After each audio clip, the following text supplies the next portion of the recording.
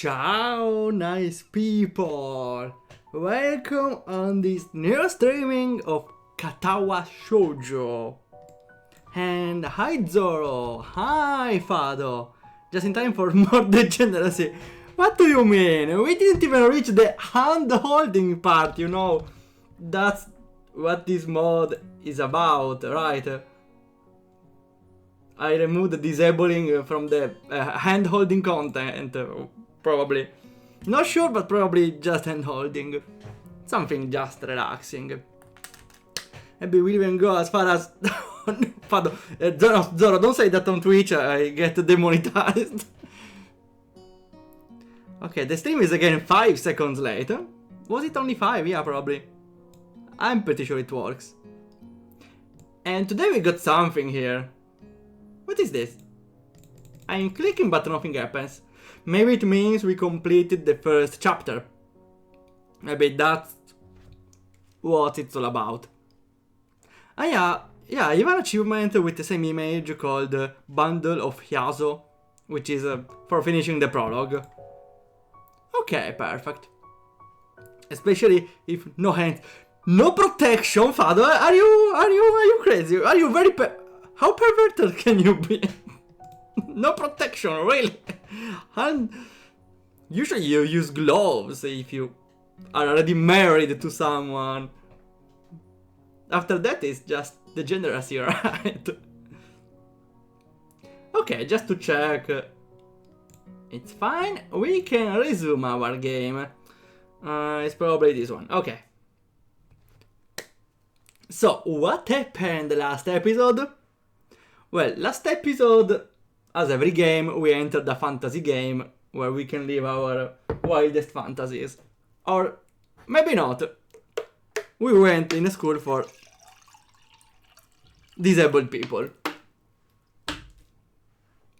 Still a fantasy because unfortunately not a lot of places have this sort of school. That's unfortunate. We went in this school because we have a cardiac problem. We fainted after a girl declared to us, so that's pretty unfortunate. And we already met 2 persons. Oh no, the names! I forgot to remember the names. Wait, one girl was something Michi. I'm pretty sure. I need to note down the names. My bad. I will keep some notes here. If I don't have anything better to take notes on. Okay.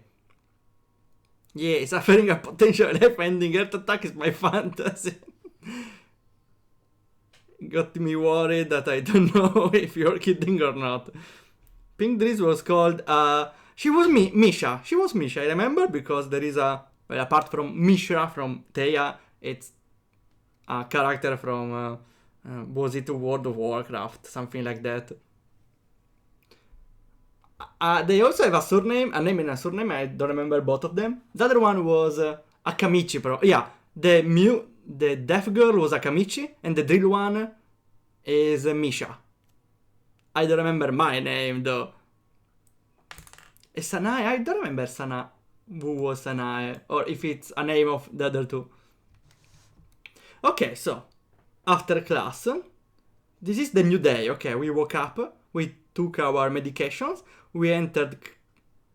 Oh wait, this is after class maybe. It's after lunch, okay, it's after lunch. We got a small lunch talk with the others, with Misha and Hisa. Ah, okay, Hisa... No, I'm Hisa, right? Yeah, Shizune Akamichi is the deaf girl. Misha is the pink dress, and I'm Hisao. Hisao Shichan something. Okay, I will try to remember something. And now when we enter the class, we got a glimpse of the long-haired girl. Which maybe, that's why I got the title, I'm sorry for the nickname. Maybe we'll get to meet her. During afternoon classes, the long-haired girl comes back and sits down in her seat without a word. Again, no one seems to notice. Or if they do, no one says anything. I want to ask Misha about it, but I don't want to be noisy. So after class. That was quick. A quick lesson. Let me lower the volume just a little in case just in case the game gets loud sometimes. Okay. After school, Shizune and Misha quickly find me by the first floor lobby and latch onto me, covering each flank in case I might try to escape. Oh no, the deadly tactic. No, please, or yes, please. I feel a little offended, but I'd been considering it. Nevertheless, yeah, because they invited me or Misha in the how it's called, the disciplinary district. No, it was not a disciplinary commission. That's another one. Something an important group of the school. A pincer attack.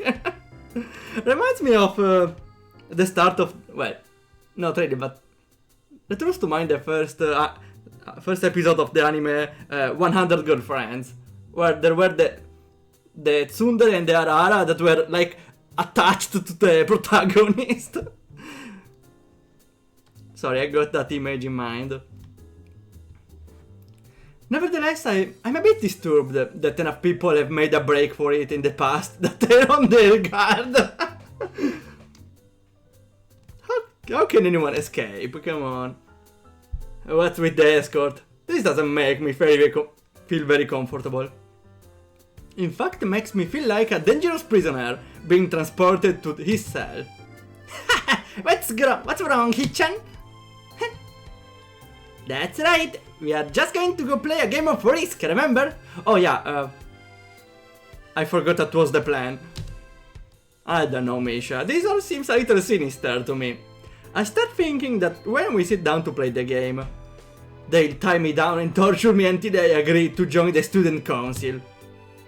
Well, that's highly unlikely, but still, for some reason, it seems like it would be so plausible. Getting to the student council room is as simple as turning 2 corners from where we started. What? That's it? This makes you guys being so on top of me seems a little silly. This makes you guys being so on top of me. On top of me maybe is... yeah, top of me probably means getting too close or giving some pressure to him. I didn't understand the first part. This makes you guys... Ah, no, okay, I get it. Okay, means like... given this reason, which that's a thing I'm missing, which is probably before. Given that thing, the fact that you are pressuring me feels a little stupid. I miss though the this. Probably where it's located. Oh, this part has wheelchair ramps. They had to make me do all the stairs again.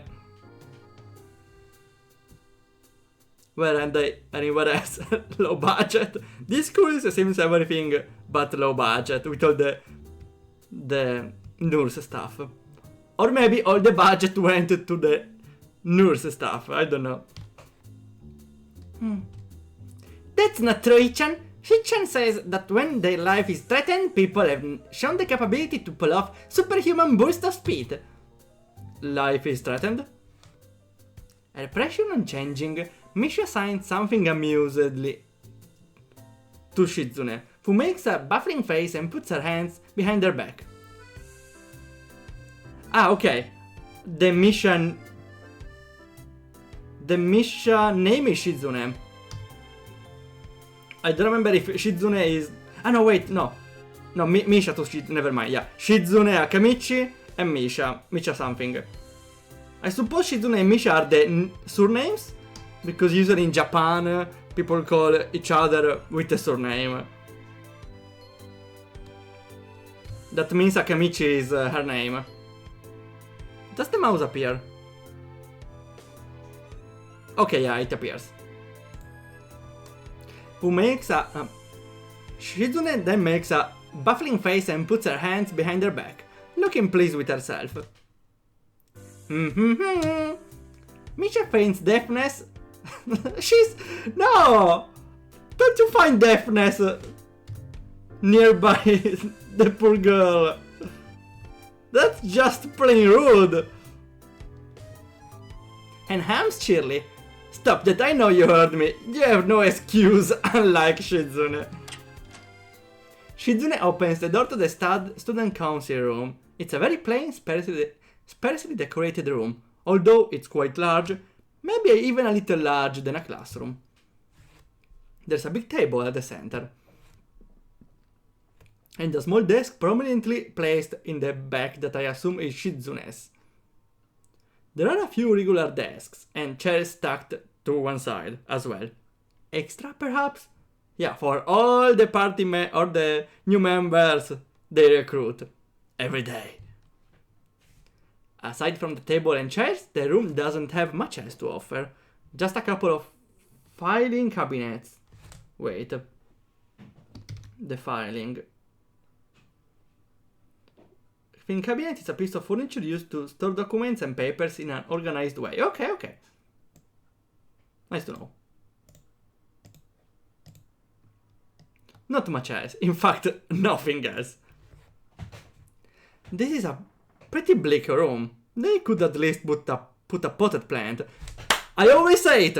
When I decorate a map with RPG Maker, when it's in the inside, you always place a potted plant. Always. Or something. But the most noticeable thing that the room doesn't have is other people. Are we early? Oh no. I get now where the game's going. They don't have other people. We are the only ones. And we are gonna recruit all the other people we meet. No. What do you mean no? Does it mean nobody else is coming today? Yeah, that's right. Before I manage to ask why that's the case, Shizune claps her hands together very energetically. Ichan, let's play this. Come on, you promised, didn't you? You have to. Okay. Do you want to know the rules? We can explain to you while we set everything up. While Misha is talking, Shizune takes out what looks like a board game from behind one of the filing cabinets and throws it on the table. Actually, this looks kind of interesting. Too bad your life is on the line. No. No, not really. That's not a sort of anime, at least. After Misha spends a little too long for her liking running through the basics with a somewhat vague and confusing tutorial. You call it tutorial? Wait, is tutorial only related to video games? Or can also be like referred to an explanation of the rules of any other game? I'm sorry, I'm curious now. Tutorial. Because it's... In Italian we always use the term only for gaming. But in English it also has another meaning because it's an English word. I never accounted for that. Yeah, an account or explanation of a subject or task. Especially as an online video. Doesn't even mention video games. Okay, I didn't know this. That's pretty cool, honestly. I feel dumb for never realizing that. Yeah, probably it's from tutor, that's right. Shizune cuts in and declares the game has started with a decisive motion, slicing her arm through the air. Shizune's aggressiveness is rubbing off onto me. I start feeling more competitive than I intended to be when I agreed to this. No, I wanted to play. Well, actually, never mind. I don't like Riziko. I don't like Riziko. I understand there is a tactical part, but the randomness part ruins all of it to me.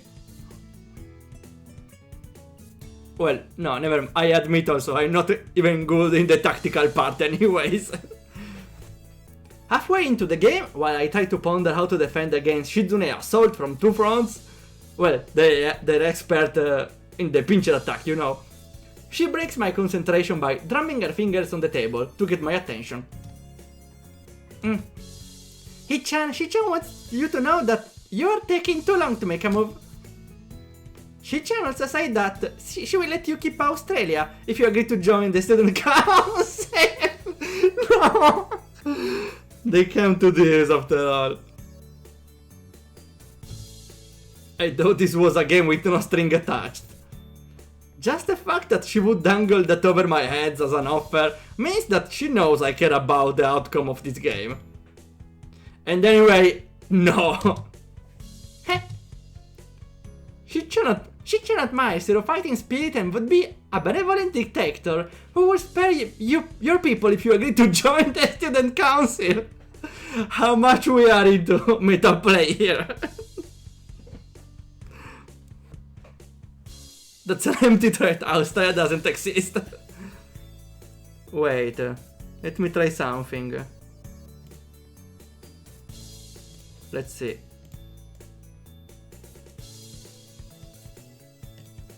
Now Australia is canon. Now Australia is canon. I'm sorry.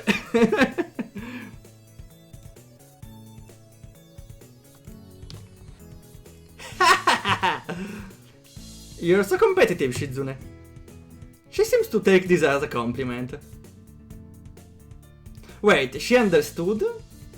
Maybe okay, maybe the game is skipping some parts where Misha translates back in the handword to Shizune.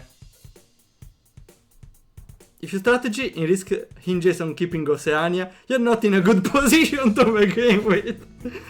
Yeah, Oceania doesn't really... well, could be a nice start to get some extra troops, but it's not the most accessible place. How do we attack Australia from two fronts in Risk? Well, wasn't there a connection to the South America? Like a Pac-Man effect from the right to the left. I would expect the student council president to be a little more magnanimous. Magnanimous? She doesn't seem to know what the word means, or how it's signed, so she pulls out a piece of paper and writes it on for Shizune. When it returns, signs it back to Misha. Misha presses her index finger against her temples, as trying to physically imprint a word into her memory. That's not how it works. Only from Southeast Asia. Alright. Maybe I don't know, maybe there is some Risk version where there are some extra links on the side, or maybe I remember it wrong. The Pac-Man effect is only between Asia and North America. Okay, maybe it was that. Suddenly Shizune bursts into a flurry of gestures. Misha looks daunted by the pace of her heated signing. Oh, wait, please slow down, Shichan. Shichan says you're going to lose. Wait, she was shit-talking on me. Like, you know how people online, usually in a first-person shooter, always trash-talk everyone? Like, oh, yeah, you're gonna lose, yeah, your mom, everything, yeah, you're gonna lose, weak. Here, the Shichan version of trash talk is spamming the signs. She was trash talking with hand language. I feel kinda intimidated, I have to be honest. Tell her I will crush her world empire with my rebellion. Ah, okay. What's that face? That's so cute. Those eyes of hers shine with childlike mischief. Hey. She says you... A choice, finally! She says you have no chance if you keep playing like this. Now you won't. Oh, I don't think this is relevant. But could be some sort of tutorial to teach... I don't know what tutorial can be. You have double choice, but could be a nice way to introduce choices. Also, we can see how much it changes. Oh, thanks for the follow, Dion Grass. I really appreciate it. Shizune is saying, yeah, your mom would be very funny. For me, canonically, she insulted your mom with trash talking here.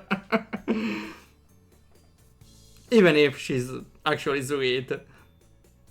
GG, no ratio, no cards, no continent bonus, rolling triple ones. Oh no. I'm already mentally destroyed.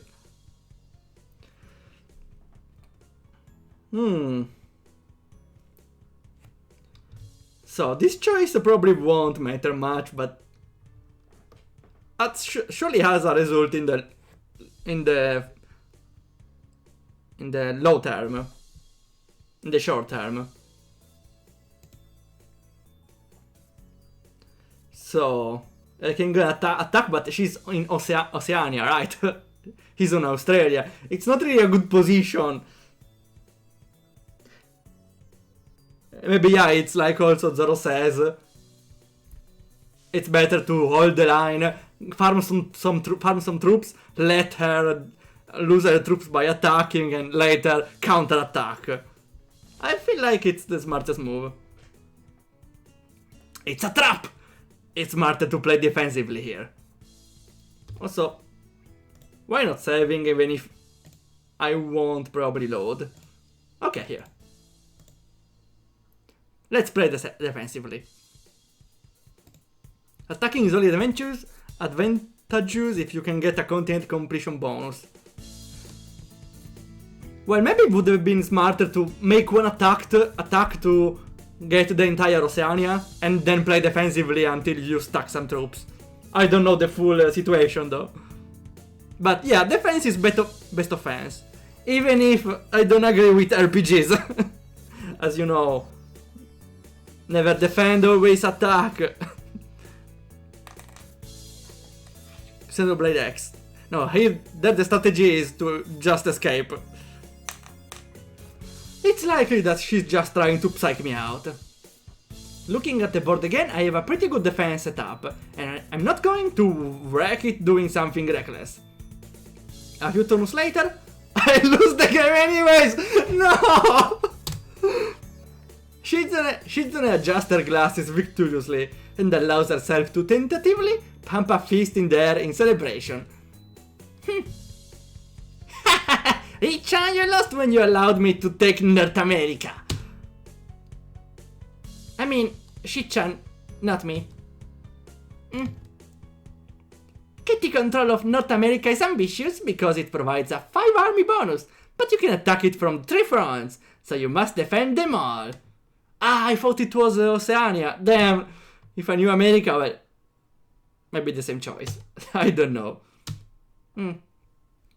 I thought you'd have more guts. How disappointing. What do you mean? Ambition, Hichan? Your play needs to be more daring. Ambition, ambition. I was really excited when you took South America, but then you switched to playing defensively just because you gained a small advantage. That's not good, Hichan. You didn't take enough risk. Well, yeah, I know, it's the name of the game, risk. And when you did, you didn't follow through. That's terrible, Hichan.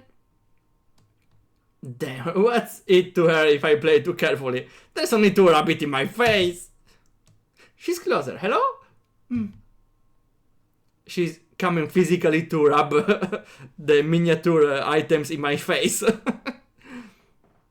I wonder if you'd even be any good for the student council. What's this? About psychology.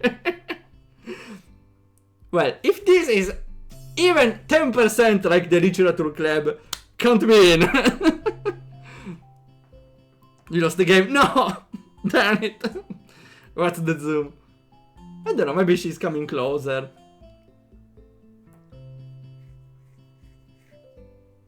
Using reverse psychology. Nani! Shoujo, Yosef to me.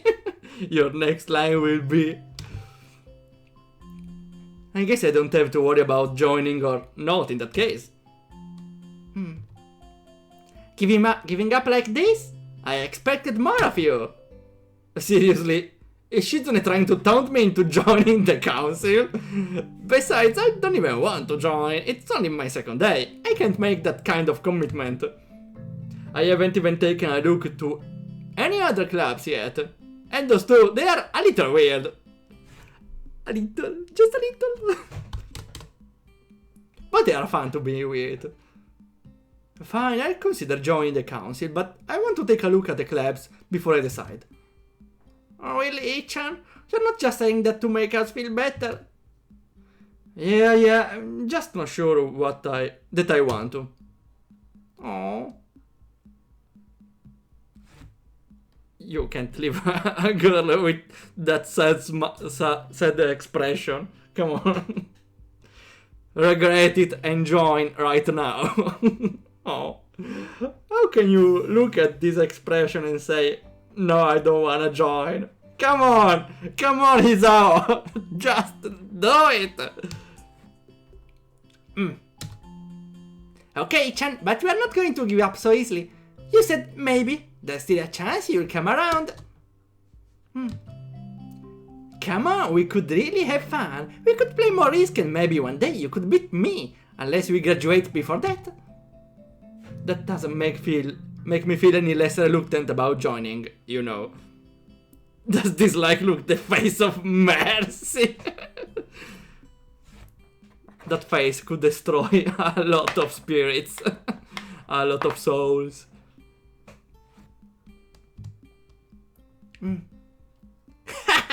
Surely you're not that horrible at board games? Maybe we can play a game you know then, to give you a handicap. I might have said that just to make you feel better after all. Oh, that's cold, Ichan.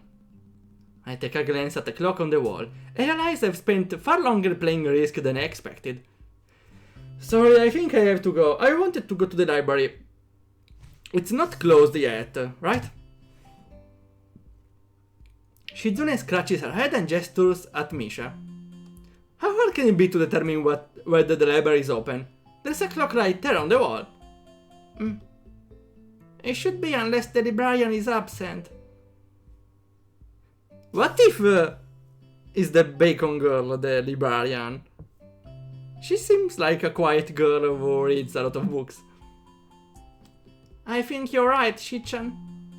We think the library is open. It's on the second floor. Can't miss it. Do you want us to show where it is? Oh, no thanks, it's okay. See you tomorrow. Bye bye! Oh no, the stairs! Ah! Van Gogh jumpscare. Wait. Does every floor have a Van Gogh painting? One flight of stairs up and I run into problems.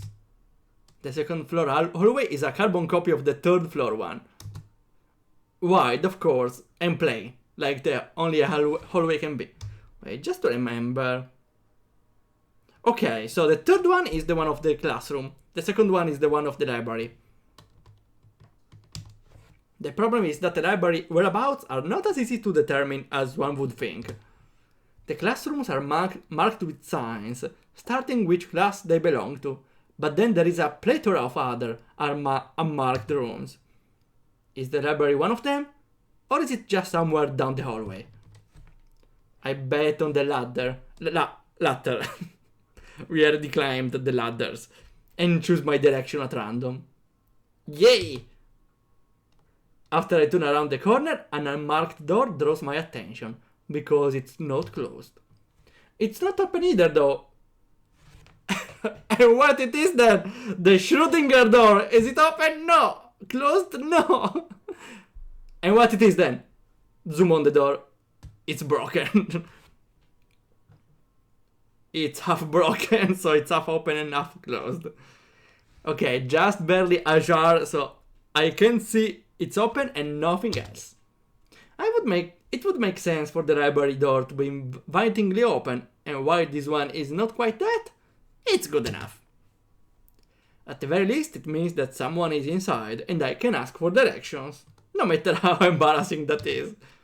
I gingerly push on the center of the door. Every muscle in my arm ready to pull back at a moment's notice. This is not this dangerous, okay? The feeling of being an outsider to this school can't be shaken from my mind. so much that I instinctively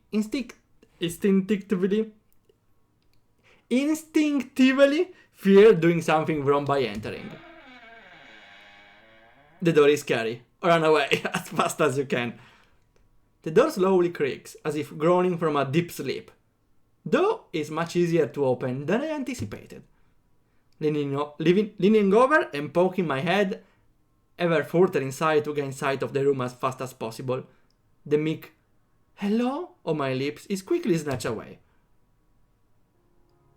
Ah, that's a... Okay, how do they call this type of girl? This one feels like a... Is it Ocho there? I don't remember. The one that goes... Oh!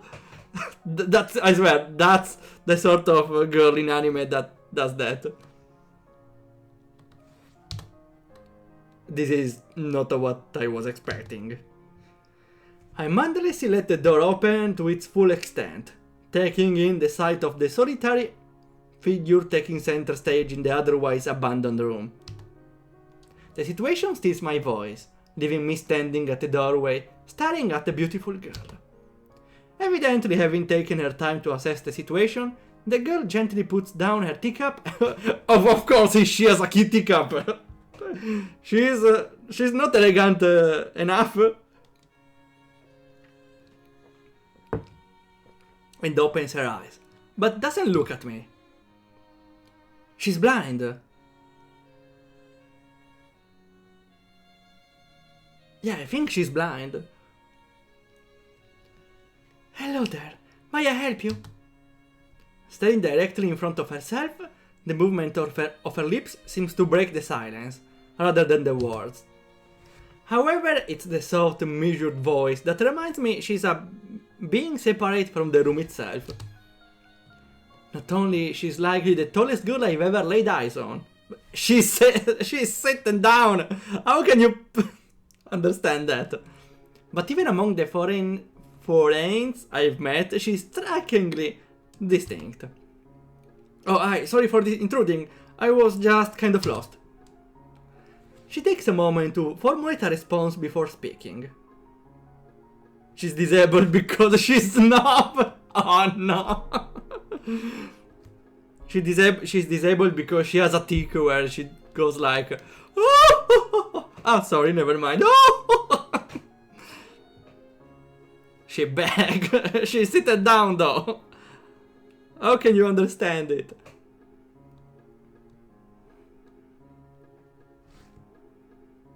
Every action she takes feels as if it's carefully choreographed beforehand. Care to take a seat? Unexpected, considering that I'm intruding upon her. Thanks. I slowly step towards another a seat opposite her. The girl resting the teacup and saucer. Wait, so, I forgot the saucer. Saucer? A small round dish used to hold a cup and catch spills. Okay. I forgot. I looked it up another time before. Because I remember linking it to the gold saucer. That's why I was curious about the name. Resting on the teacup and saucer on the wooden table in between. Is it golden though? Well, her hair is surely golden. I don't know about the saucer. The way she doesn't track my movements with her head is telling. That and the slight cloudiness to her eyes means she must be at least partially blind, like Kenji. Wait. Who was Kenji? I forgot. Like Kenji. There was a blind person before, I don't remember. Maybe the one in the classroom before? I don't know. Come to think of it, her voice doesn't have any detectable accent either. I guess she must be half Japanese. Of course the girl is always American. is the rule. As I take my seat, her composure takes me slight off guard. Her air of relaxed confidence makes the silence entirely comfortable. The calming atmosphere is so very different from the student council office. I take it you're a new student to Yamaku. Ah, yeah, I just transferred in yesterday. I get the feeling my speech patterns don't match the formality of hers, accentuated by her restrained bow of greeting. One which I hasten to match before realizing the futility of the action. Well, at least she didn't realize it. I'm Lily Sato. Pleased to meet you. It's double L. Lily Sato. Sato. Okay, Sato like Satoru. While Lily is... yeah, like a flower, Lily. With an extra L. Pleased to meet you. Hisao Nakai. Okay. We have a chance to remember the surname. Hisao Nakai è Lily Satoru. No, Satoru. Sato... what was it? Sato without R. Okay, Sato. Of course she's named Lily. She's a blonde girl. Oh, that's right. Well, at least it's easy to remember. She gives a nod before gesturing roughly in the direction of her teacup. Would you care for a drink? Sure. As much as it pains me, I can't keep step with her formality in the proceedings. She gives a kind nod, taking the request in stride. Without another word, she steps off the chair and prepares a second cup of tea from a collection of supplies laid out along a shelf. A brush here, a brush there, her left hand often lightly touching the side of whichever container she's pouring into. Seems to be a process she's followed dozens of times before. That's pretty impressive, given her condition.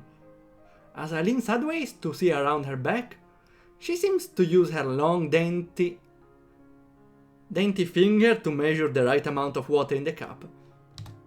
It's one thing to see the different disabilities the students in my class have, but it's quite another to see how everyone seems to adapt.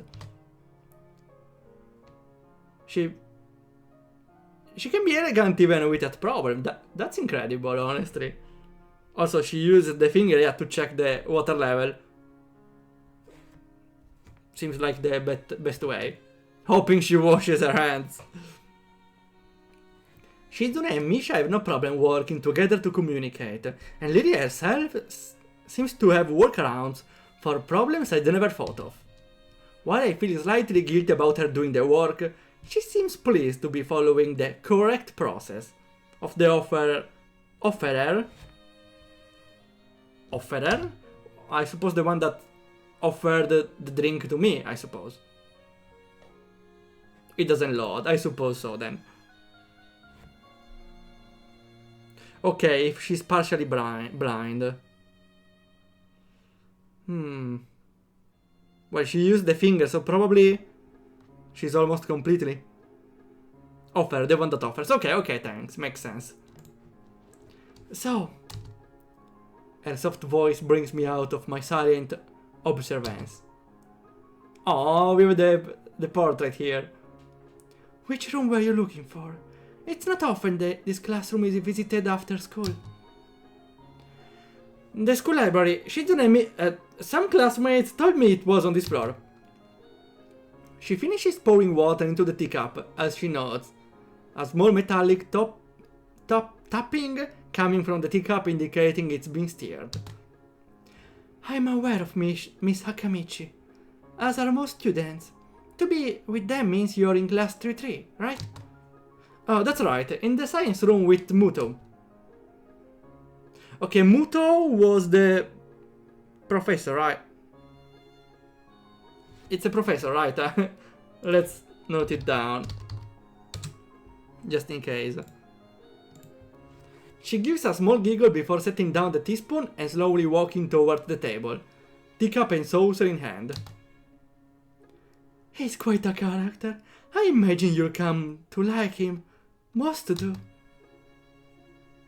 As she sets down the tea, I gently take it and have a sip. I'm really more of a coffee person, but this seems like a rather bad moment to bring it up. Nonetheless, this mess is quite nice. I hardly think it would be hard to choke down. Thanks, Sato. It tastes very nice. Okay. I suppose the confirmation that the name in the text box is the surname. She smiles and quickly waves her hand in front of her face. Okay, another confirmation that...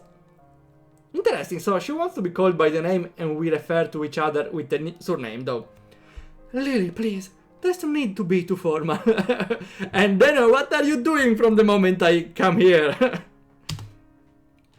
She says this in spite of her exceedingly well-bred speech. Oh well, I guess I should try and ask her about herself, as it really does seem as if she's catering to me. Catering? Let's see. To provide food and service for people. No, wait. Oh. Maybe also means she... Yeah, well, maybe meaning maybe he's thinking she was caring about offering you something, would be educated, it would be nice to ask her something, I don't know. Means she's food? No! You don't need to hide food, okay?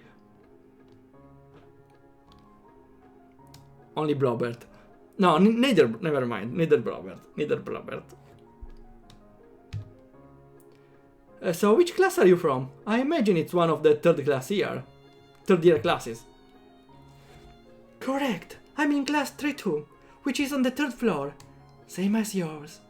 It's taught by Miyagi, and is specifically for both blind and partially blind students.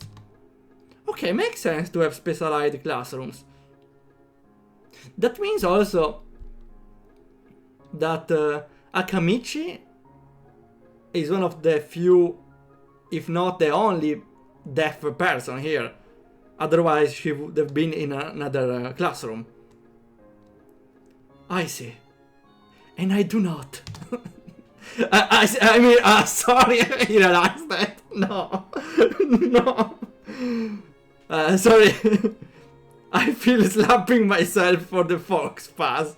Looking at her face though, she doesn't seem in the least a bit put off by it. My, ara, there's no need to change your speech on my account. Sure, sorry, I guess I'm really showing my newness here. I see. Yeah, I was also thinking about that. Miyagi is teaching them Zen Karate. I don't know Miyagi though. Would be cool to have a Zen Karate in this disabled school though. An environment like this would be a big change. I can't fault you for it. While the same can be said for everyone, many have come to terms with their conditions. A category which would include her seems. All too ready to jump ship from this particular topic, I segue into another. Do you come here to drink tea often? It's a really nice place. Thinking on it, this might be her version of the place behind my school that I liked to have lunch at. It's the sensei from the Karate Kid movies. Okay, I saw it very, very long time ago, so I don't remember anything.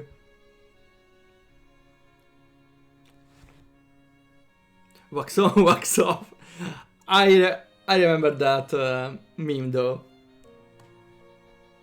Didn't mean to wax on about it. Wait, I don't know the figure of speech. Wax. Talk a lot about something in a way that it's not necessary. Okay, awesome. I come here very often during lunch times.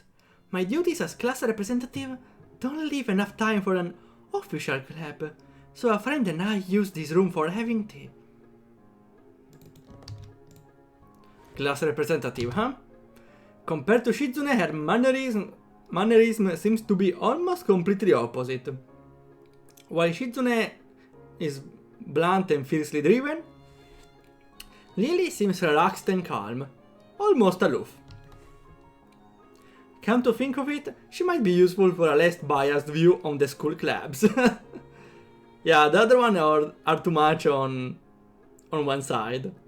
Biased. What kind of clubs are there to join? The more popular ones are the track and field club, which uses the field near the school during lunch times, the baseball club, and the book club in a room near the library. The book club? Do you mean literature club? I'll pass. No, wait, never mind. I'll go straight away. Depends, okay. I will check up really quickly. I will check it up. There's also numerous small ones too, though, such as the art and music club. At a time where I'm just wanting to get on my feet, rushing into a club right away seems slightly unappealing. I wonder if this school shares the same rule as my old one. Is it compulsory to join a club? It's not, though it's encouraged. Ah, that's a relief. Yeah, I know, biased. Biased Lily. She actually feels unbiased. But yeah, she's based. She's biased. She's based, but unbiased. I've really let down my guard around this girl. Ah, that's him. I let my guard down around this girl to let such a thing slip out. The fact seems to slightly amuse her. Not wanting my tea to get cold, I finally start drinking, as Lily does the same. Oh, a lot of time passed. Why this music though? As I look over to the window over her shoulders, I notice the light coming into the room has a distinctly orange tint. Even here, time doesn't stand still. The time is gone quickly. Sorry? Right, she's blind. Ah! Damn, it's your second mistake. Yeah, the volume is high again. I will wait a little more. There's no dubbing, so I think it's not a big problem. Right, she's blind. Of course she can see the sun setting. It just looks like the sun is starting to set. It seems to come as a surprise for her. I guess she must have lost track of the time. Sorry, Hisao. I didn't mean to keep you from the library for so long. I quickly move to allay her concern. Ah, no, it's okay. The library is still open, right? She pauses and takes a moment to think on it. It's probably something I should have asked Shizune when I had the chance, but Lily seems likely to know in any case. True, it's open until 6:30 during weekdays. A quick glance at my watch confirms I have well enough time to get there. I might get going in the case. It's been nice talking with you, Lily. She smiles and gives a deep nod, her hands still neatly folded on the table in front of her. It was my pleasure. Can't you think of it? Shall I show you where the library is? I couldn't possibly ask for more help. I should be able to find it alright. Well, unless my navigational skill fail me, which they seem to have a habit of doing. It's alright. I was going to be talking to the librarian there in any case. I could introduce you. This gets better and better. It's pretty hard to deny her offer. If you're sure, then that would be great, thanks. As she stands up to follow me, she takes hold of a straight, retractable cane that had been slipped in the handle of her bag on the floor. Compared to the cane the boy in my class had, Lily's looks much thinner and longer. This must be for support, whereas Lily's is for navigation. Okay, makes a lot of sense. They should maybe provide some maybe for going outside, maybe from some guide dogs, right? Inside, I'm pretty sure she already know the entire structure. And she paradoxically could have the best orienteering in the school. Together we leave the peaceful room and enter the empty hallway on the way to the library. Ah, Van Gogh jump scare. Side by side, my pace carefully slowed to match hers. We slowly walk through the hallway. It doesn't take long for us to arrive at the door to the warm-looking room, apparently situated in the center of the floor. Ladies first. Oh, you're doing the gentleman here. She gives an appreciative smile and at a gesture, taking the lead as we file in. Okay, let me save. Without reason.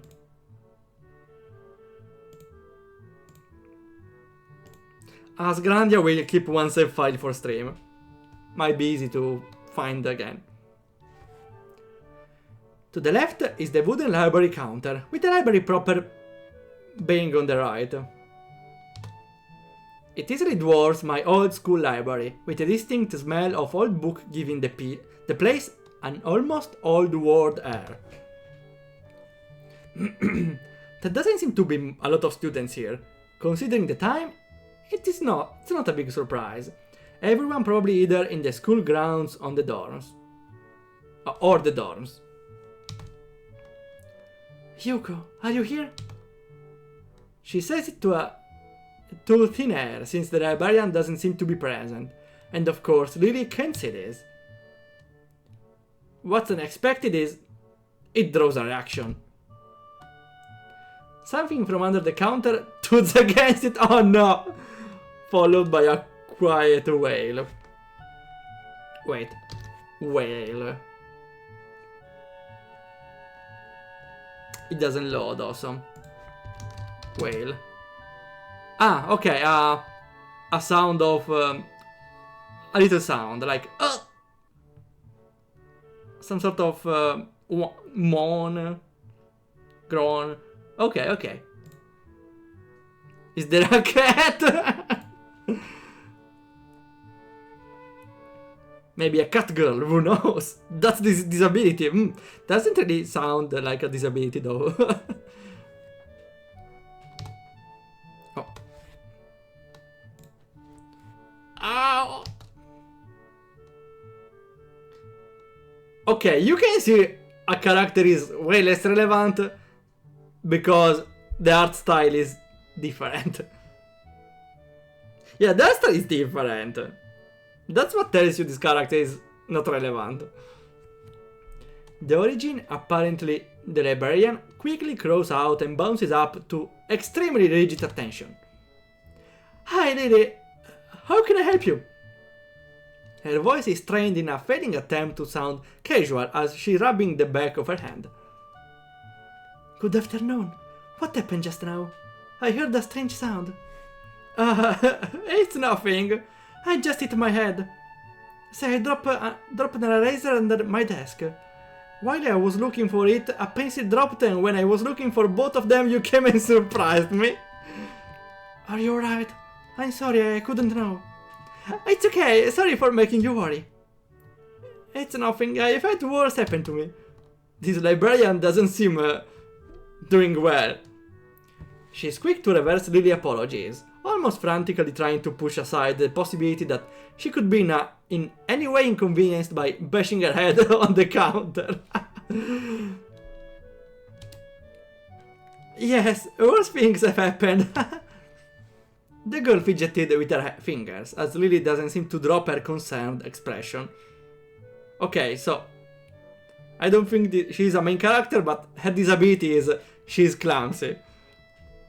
And then she shuffles some papers around the counter for no reason.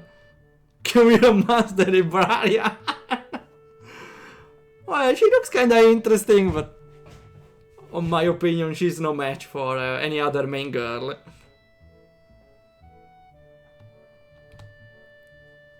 Being a cat is a disability if you're also orange. Wait, I missed the reference. A little shorter than Lily, replete with glasses, freckles and a very troubled look, she seemed to fit a library perfectly. Yes, a lot. The classes help a lot. Ah, Lily, did you get my message? A meme. Orange cats are dumber than other cats. I never knew it. Interesting.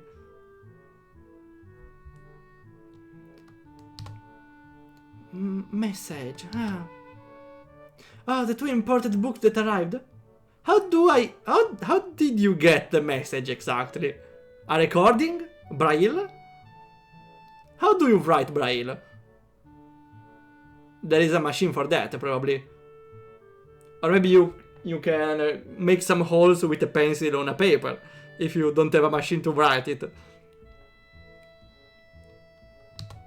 Alright, the books finally came. I can't believe it took so long, but... Administer celebrations? Partially for managing to change the topic, I'm sure. She noticed me from the corner of her eye and freezes on the spot when she does. Oh no, I'm sorry for not noticing you before. What, are you blind? Oh, I'm sorry. No, I'm sorry. Did you need to check a book? Or return one? I'm sorry. The way she can so quickly shift between moods is a little unsettling. Cell phones exist. Ah, okay. Still, probably an audio message. Send me a vocal. He's with me. Yuko, this is Hisao, a new student. Hisao, this is Yuko, the school librarian. I will note down Yuko. Just to take some notes, at least. Pleased to meet you. Hisao, alright, Hisao. Pleased to meet you, Hisao. For a second, she visibly attempts to engrave the name on her mind, so she won't forget. That's me, and I will forget right after. I'm sorry. Yeah, I remember, it was the day before yesterday, yeah? Where well, I was meeting two other people, the parents of my brother's girlfriend, and they introduced to myself. Like the mother, hi, I'm Martina, I don't know, and the father, hello, I'm Giacomo. I forgot the names right after. The names did, you know, they say something enters on one ear and leaves from the other. Well, their names didn't even enter my brain. And so I still don't know what their name is. I hope I don't have to call them anytime soon. To refer to their name anytime soon. Yuko often arranges to import foreign books in Braille for me. Oh, that's cool. Would you like to tell Hisao a little something about the library? Lily's innocent suggestion is met with an expression of abject terror. Please, Lily, I can't. I don't know what you could be interested in. This is too much responsibility. Oh, it's an irresponsibility. At all, I don't get it. But her objection is so sincere, I don't doubt for a second. She would rather disembowel herself on the spot than tell me where the light novels are. Those are introverted problems. But... so, there are a lot of books in Braille here. I attempt to save the day by asking the first thing that pops into my head. Seems to work partially, as Yuko seems to not exactly relax, but at least look slightly less tense. Well, I think about a third or fourth of Yamaku library is either Braille or audio. Oh, okay, smart. Also for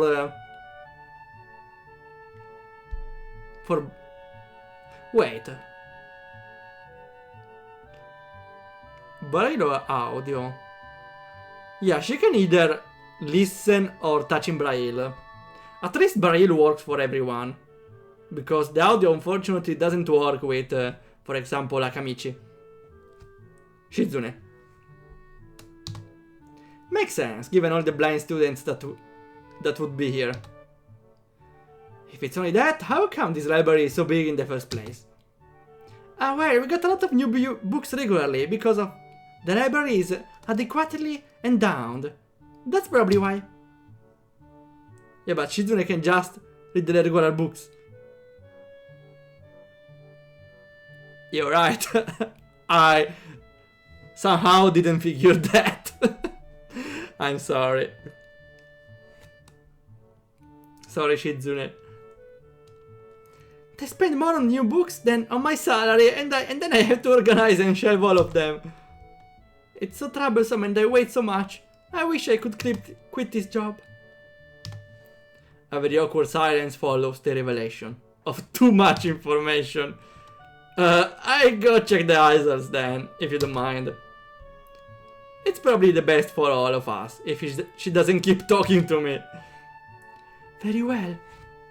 Meanwhile, Yuko, I would have those books if it's alright with you. Yay, checking books. My first impression was right. The library is surprisingly big. She didn't remember this? No. Well, actually, she didn't hear me. So it's fine. Ambling down the narrow aisles. Wait, ambling. I suppose moving between. Awesome, doesn't work. Ambling. No, ambitious. Ambling down. Okay. Moving down slowly. Or moving slowly.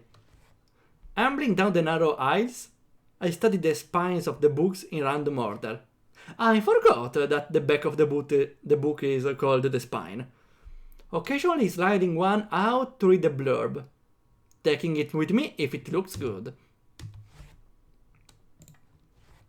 In a few moments, I have a respectable stack of books in my arms. I guess I'll never be stuck for choice in here.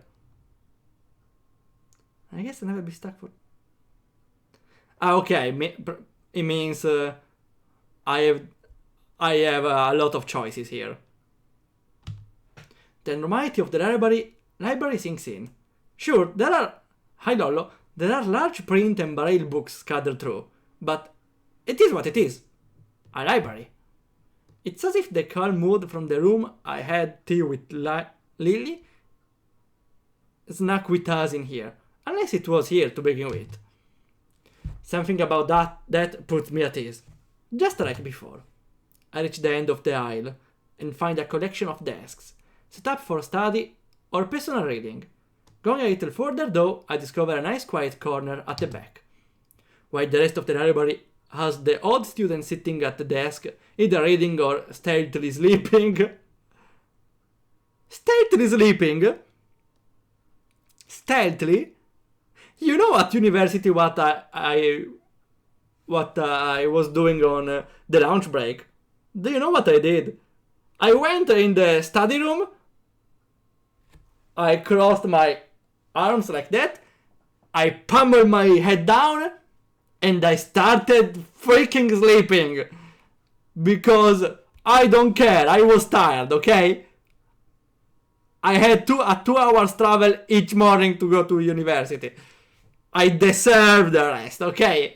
I do. Otherwise, I risk to sleep during the lessons, which is way worse. The back is pretty much deserted. As I glance around, I see someone who I recognize sitting on one of several beanbags. Bacon girl? Yes, she is! It's the dark-haired girl from my class, the one who snuck out of the classroom earlier. She's reading a book, keeping it close to her face, which makes her look like she's really into it. From the way she was acting today, I had her pegged. You what? I figured maybe? Okay. I had her pegged as more of a delinquent than bookworm. In fact, her mysterious disappearance from the class raises all sorts of whys in my head. She has big anime eyes. That's her disability. Well, probably, actually, I don't think she's disabled. She just had a very big burn on her face. Intrigue floats slowly but surely towards the surface, and before I know, I am walking towards the mysterious long-haired girl. I guess there's no harm introducing myself as I would with anyone else. She's a classmate after all. Oh no. An extroverted boy attacks. Walking over to another beanbag, I take a seat and lay my books beside it. The girl starts, looking scared up at me from underneath her fringe. Wow, that's fringe. This is the first time I've seen her this close. Underneath her long dense bangs, I can see that part of her face. At least a third, if not a half, is pretty badly scared. My eyes are immediately drawn to the scars, subconsciously peeking past her hair, until they meet her own eyes. That's kinda rude! Very rude! Third-degree burns can be debilitating. Well, actually I suppose on the eye would make her half-blind, probably. Since can generate permanent organ damage. At least it's not on the main organs. Well, she's lucky it didn't get on her brain. Also didn't get any respiratory or cardiac problem from it. Hopefully. We don't know what's below that. I'm sorry, I got a thought in my mind. Do we discover if she has other burns only in the 18 plus scenes? I'm sorry, I got this doubt in my mind. I never thought I would think about that. For a second I'm shocked and divert my eyes to the book in her hands, before I realize that looking away probably only makes it worse. It takes too many seconds to collect myself and remember what I walked up to her for. Hi, am I new here? Izanaka, we're in the same class. No, we should start slowly. She seems like a shy girl. Also, if you attack as an extroverted, you may kill the introverted people, so let's play safe, okay? I'm sorry, I didn't mean to startle you. It's okay. The girl certainly doesn't look like it's okay, but I let it slide. You let it slide? She let you slide. So, do you mind if I sit here? She seems to be very uncertain whether it's okay or not to sit. But finally, she nods. Just a little. Oh, okay. I take the seat next to her, and she hides herself behind her book. Life of P. Never heard of it. So, sorry again for startling you. I'm Hisao. She looks up from her book, stalling a little before replying. I know. That's unsettling. I know. I like that book. Yeah, I didn't they made even a game about it. The Lies of P. Maybe wrong game. I know. We are in the same class. Her speech is tilted. Tilted, I suppose, is... yeah, she's talking one piece at a time, but let's see. Tilted. Doesn't work, let's see. Tilted. Stiff and self-conscious or unnatural. Ah, okay. I was thinking it was like talking piece by piece, like stuttering. And so quiet that it's barely audible even in the still library. Somehow I think that my delinquent impression of her was wrong. Does she seem like a delinquent to you from the start? Come on. Hanako. I'm Hanako. Hanako. Oh, that's a hard name to remember. Let me try my best. Hana. Hanako. Well, like Hannah. Right? Hanako.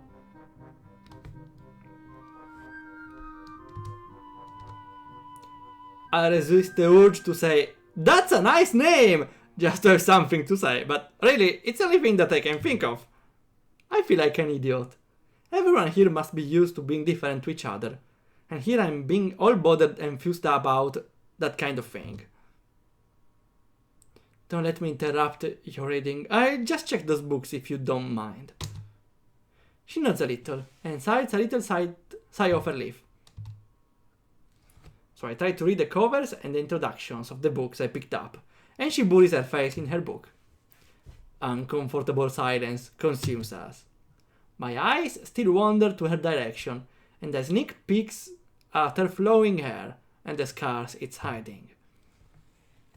After a while, I realize that she's doing the same and only pretending to be immersed in Life of Pi.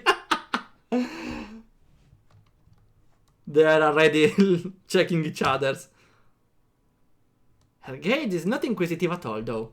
It darts around like a scared rabbit. When her gaze finally meet, the chain reaction is unstoppable. Oh, we got her portrait! She's so cute. She stands up forcefully from the beanbag and takes a deep breath. I've got to do something! No! No, stay here! No! That was awkward, I gotta admit, but still. It was kind of flirtatiously awkward. Do we want a poster? A poster for what? I missed the reference. Okay, it got me thinking though. She's still cute because the game needs her to have a wife who appeal anyways. Which maybe is the least correctly portrayed problem here, because, well, maybe she's lucky that it got only half of her face. No, I think that the burned part is pretty ugly to see. So maybe the design, or, well, even her choice of having the bangs on her burned face help a lot to keep her waifu appeal anyways. Without the bangs, she would still be cute, but maybe more people would be a little unsettled by her appearance.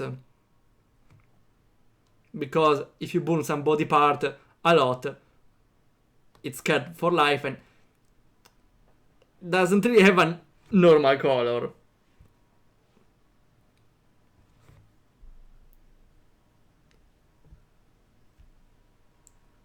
What are you talking about? I'm sorry. Is it a metaphor for depression? The guy stuck on a raft with a tiger, maybe? You can look at me anytime. Doesn't seem like so. She got a little evasive behavior. Without warning, Hanako takes off and runs towards the counter. Her hair-like take-off catch I like the term take-off. Makes me think of an airplane. Imagine her flying like this, starting like this. Her name was Enko. No, I forgot. Hanako, was it? Hanako, okay, I was close. Hanako.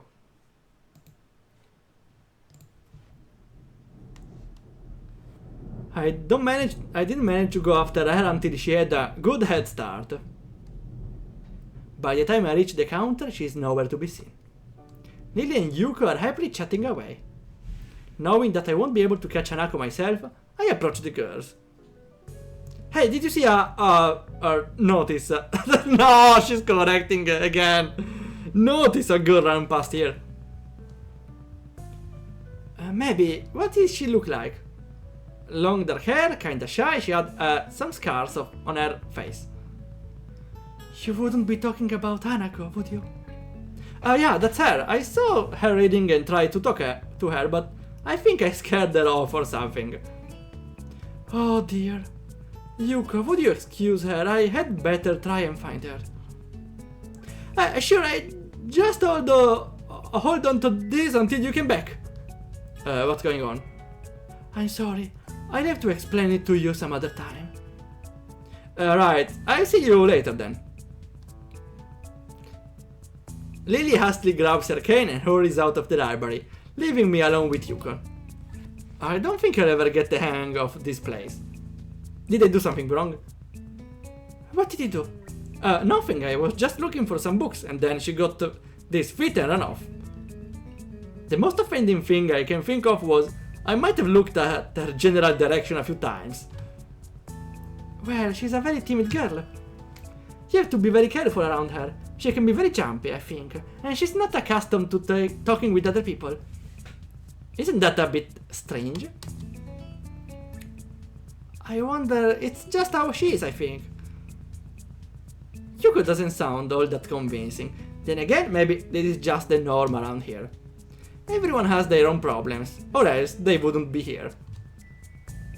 But how should I deal with those people? Forcing myself to act overly casually only makes me feel funny. Like I was supposed to be ignoring the elephant in the room. Yuko fidgets, looking like she wants to say something to that, but resists. I think it's an elephant only if you feel that way. What's the meaning of it? I guess she doesn't have a good sense of self-restraint. Makes me smile, and she blushes heavily. Blush? Did I sound stupid? No, sounded really wild. I guess you're right. It's more about me than anyone else. Neither of us has anything to add, so Yuko fills the silence by shuffling some papers around. Okay. May not be the best girl for me, Yuko, but I feel her a lot. I feel very represented in this game. People who have papers on their desk really like doing that. Did you find any books? I should be closing soon. I mean, this library should be closing, but I have to do it. I hope that's not too inconvenient for you. Oh yeah, I want some books, but I left them over there because I'll go get them. Oh, Isao, stop staying. It's weird to not want to talk to people. He's too much a socializer. That's unfortunate. I fetched my stack of books from beside the beanbags when Hanako and I were sitting, and returned to the counter. Wow, we read a lot, huh? I surprised myself with that too, honestly. At least when I really think about it. I had a lot of free time earlier this year, so I just kind of started reading books to fill the time. I see. Yeah. The other one doesn't. We are lucky she went away. I forgot her name. Was it Lily? Lily, okay. She doesn't say anything else, and just checks out my books for me. I guess this is what they call tact. Holding the library books with one arm, I troll my pocket for the key to the door. Troll. I suppose it's I check my pocket for the key to the door. But let's see the definition. Doesn't work anymore, sure. Troll. In English, please. Act of fishing with a troll net or saying. Okay. It's a way to search something. Okay. An accurate search. Usually to find something. Nice to know. I'm compiling a list of English words I didn't recognize, so I could practice more. I'm not practicing though. I might do it at the start of each stream at this point. A sudden sound from behind startles me, making me nearly drop the books I'm carrying on, or the key that I'm almost managed to get into the lock. It's the weird guy. Who is it? Yeah, that's Harry Potter. I turn around to see who is talking to me. It's Kenji. I forgot his name.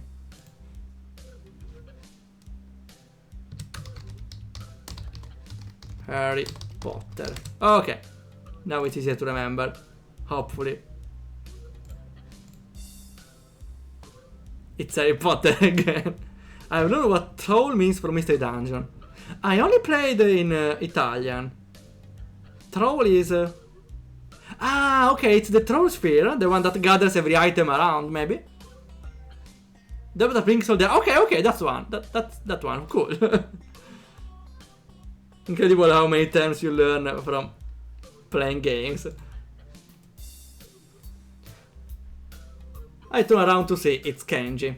He seems to be in a friendly mood, although the light glinting off his glasses in the dark gives him a sinister look. It's just me. This makes him pause and lick his lips nervously. The lips? Who is me? I don't know anyone called me. Are you some new guy again? His voice is suddenly strained and quick. Wait, maybe he has a problem of short-term memory? Yes, but we've met before. Yesterday. I don't think so. I would remember someone who I met on yesterday. When was that? What day is it today? I try to ignore him. Is he joking or what? Prove that we met before. You live across the hall. You're Kenji. What's the face? Kenji jumps back, his eyes filled with an uncomprehending fear. How do you know my name? Damn! This can only mean one of two things. Either we have met and you're telling the truth, and I just can't remember it, or you are a spy! He pauses. A psychic spy! His eyes dart around me, trying to peek into my room, although it's hard to believe he can see anything through those thick glasses. His mood swung from friendly to manic in less than a minute. I am not psychic. The Kekiro merchant you didn't know was on the floor, so you chose that! I actually held that item specifically for the Kekiro shops. Yeah, that's what the father says. Stonks. How do I know that? I'm not a mind reader. Kenji points a finger in my face, damningly. Unlike you! Stop that, man. We met yesterday. What's wrong with you? I live in this room. Lies! If you think you can pass this out because I'm legally blind, you are sorely mistaken! You don't even look like him. I mean, the resemblance is real slim. Maybe at a distance, but what do you think you're kidding? Ah, wait, no, that's Kenji talking, never mind.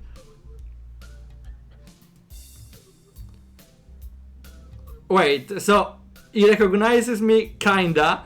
Well, he remembers me, but doesn't What's his problem? Seriously. He doesn't have a short memory loss. He remembers me. He's legally blind, but he can still see. He's only partially blind. Maybe he's just crazy. I want to grab him by the shoulders and shake him. Exasperated, I rub my eyes and let out a heavy sigh. Stay here! Kenji comes closer, one careful step at a time. I stay still, lest he assault me physically. Wait, lest. We check, sure. With intention of preventing. Okay. Okay. In case of. Okay. Means in case of. Lest he assaults me physically. Although I doubt he could do much damage even if he did. He's able, maybe multiple personality. I don't know, because maybe it's just crazy. I don't know. List a conjunction to indicate something you are trying to not make happen. Okay, okay. Thanks. Oh wait, I see it now. Damn, it's really easy. Yeah, I know. Once again, for good measure, I step backwards, just in case. What's up, man? You don't look too good, I think. Something's wrong. I don't know, just that something stupid happened to me. A few stupid things, actually. Even if you discount this one. I can't get a proper touch on other people here. And I have no idea if it's because of me or because of them. I don't know why I'm telling this to Kenji. It's not like we have any contact either. That's rough, dude. I'm sorry about calling you a psychic spy and all, but you can never be too careful. Maybe it's just paranoid. It's the hard reality we live in. I'm slowly starting to think that Kenji isn't necessarily living in the same reality as the rest of us. You see, this is how it is, the world.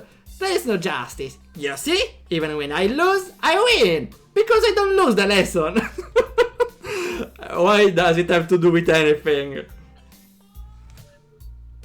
That's a nice phrase, but it's kind of out of context. What does that even mean? It doesn't matter. It dismisses it flatly with a wave of his hand. So what happened? Why the long face? Do you have a long face? It's nothing. I just scared some girl off accidentally. Literally too. She actually ran away from me.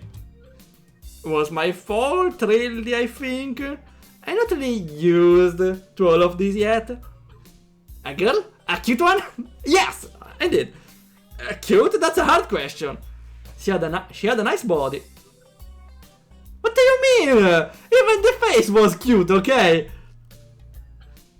This man has no taste. She had a nice body and really beautiful hair. But the face... I guess it could go either way. She was cute indeed! Come on! Here! Yeah, cute I guess. I knew it! There are a lot of cute girls here. A strangely disproportionate amount. Kenji is starting to get self-aware. He's starting to ponder the right questions. I believe this is one of the dark secrets of this school. Okay, but why a secret? I tried to warn you, man, but did you listen? I didn't remember any such warning. Kenji knows. What if the games becomes Doki Doki and Kenji is the Monica? He knows we are in a dating sim. He's starting to comprehend. Dark secrets? Yes, dark secrets! Extremely dark, like a black hole. Have you noticed that the number of girls in this school is slightly but significantly higher than the number of boys? Like 60-40. He's onto something. He turns his head to the left and stares off into the distance at nothing. Why is it like this? I mean, to the untrained eye, it doesn't appear to be that bad. But that's a full 20%. One would think that a school with such a huge pool of women would be a mainstream, but no! What I'm about to tell you could blow your mind. Are you ready? I don't know where this is going, but I think I won't be missing much by cutting out now. No, I'm not ready. I only get as far as turning the doorknob before Kenji starts talking again, showing that it doesn't really care if my mind is blown or not. I believe that this school is a battleground, the site of a feminist infiltration. This disparity in the number of men to women is a clear sign of how far they have come. In case this Cold War turns hot, they will have superiority in numbers. What do you mean turns hot? That's a real question. Just another skirmish in the eternal war against the forces of the feminists. They're everywhere! In Japan, women outnumber men. It's not 60-40 split, but it's only a matter of time, man. Even in America, women are the majority by a hair. They're building up their numbers. In the past, the build-up of a military has always been in the clearest sign of imminent war. Japan is just the first step. Our economy is badass and the country itself is small and isolated. Yet, a huge part of the Pacific in terms of political value. The perfect target. Just a cunning, as expected of women. Soon, the day will come when... Kenji's voice trails off ominously. That's why you can't trust them. They will string you along and they'll kill you just as they killed me. You what? You will end up just like me. Oh, hell no! I can't stop myself from blurting it out. Hey, what the hell does it mean? You said it, not me. It's the best I can think of. So you're not supposed to say something like that. Dan, so rude. Where was I? Oh yeah, a vast feminist conspiracy. Wait, I need to save this one out of context. Perfect. This ability is beyond Twitter too much. He's a complotist. Conspiracy. No, it's in English conspirationist, right? He's into conspiracy theories. That's his disability. Where was I? Oh yeah, vast feminist conspiracy. Stop! I lost you. Way back there somewhere around feminist infiltration. Too hard to follow? It's cool. I have some graphs and stuff in my room. Graphs and puppets. You like puppets? Well, depends what kind. No puppets. You don't like puppets? Okay. Graphs are still cool though, right? He speaks energetically, responding almost before I'm done talking, moving his hands in an animated way as he continues to rant on. It's too strange. I had him pegged. It's the second person you peg. Stop. As relatively normal, but it's clear that I was wrong. Something on your mind, dude? Just thinking about what it's like to be the last sane man in an insane world. I need also this reaction image. Okay. In comes the meme of "It's always sunny in Philadelphia." No. Kenji frowns, looking deeply upset. You mean that's you? That can't be, because I'm the last sane man in an insane world. That is my dream. You can't just steal a man's dream. What the hell? There can be two last sane men. It would be invalidate the whole last part. And that part is kind of important. There can only be one. Like, in that foreign movie where there could be only one, and in the end there is only one dude left, because that was the point.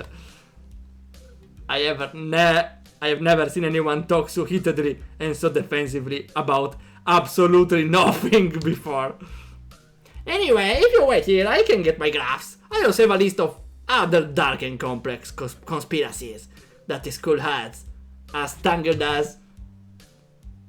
quick, finish my analogy for me. Be a pal. I'm going to go to bed now. It's very late. That doesn't sound like an analogy, but whatever. I like you. You seem like a cool dude.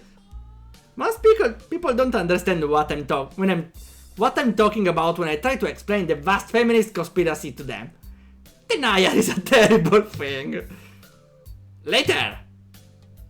He claps me on the back and then vanishes into his room, so quickly and quietly, it's like he didn't even open the door, but instead walked right through it like a ghost. I don't know if I can fully digest what just happened, so I give up and just go to my room, kicking off my shoes before falling face first into bed. Congratulations.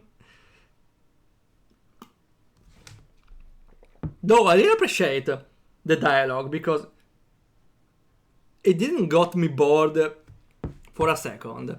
Well, maybe for a second or two, but no, it was an interesting exchange. Probably pointless, but maybe it was to show the character and was interesting in its way. That's interesting. That's a pointless discussion, which was still interesting because talked talked about something crazy, I don't know. Showed some craziness. Oh, that's wonderful. Wait, let me show it. How can I... Like this, okay.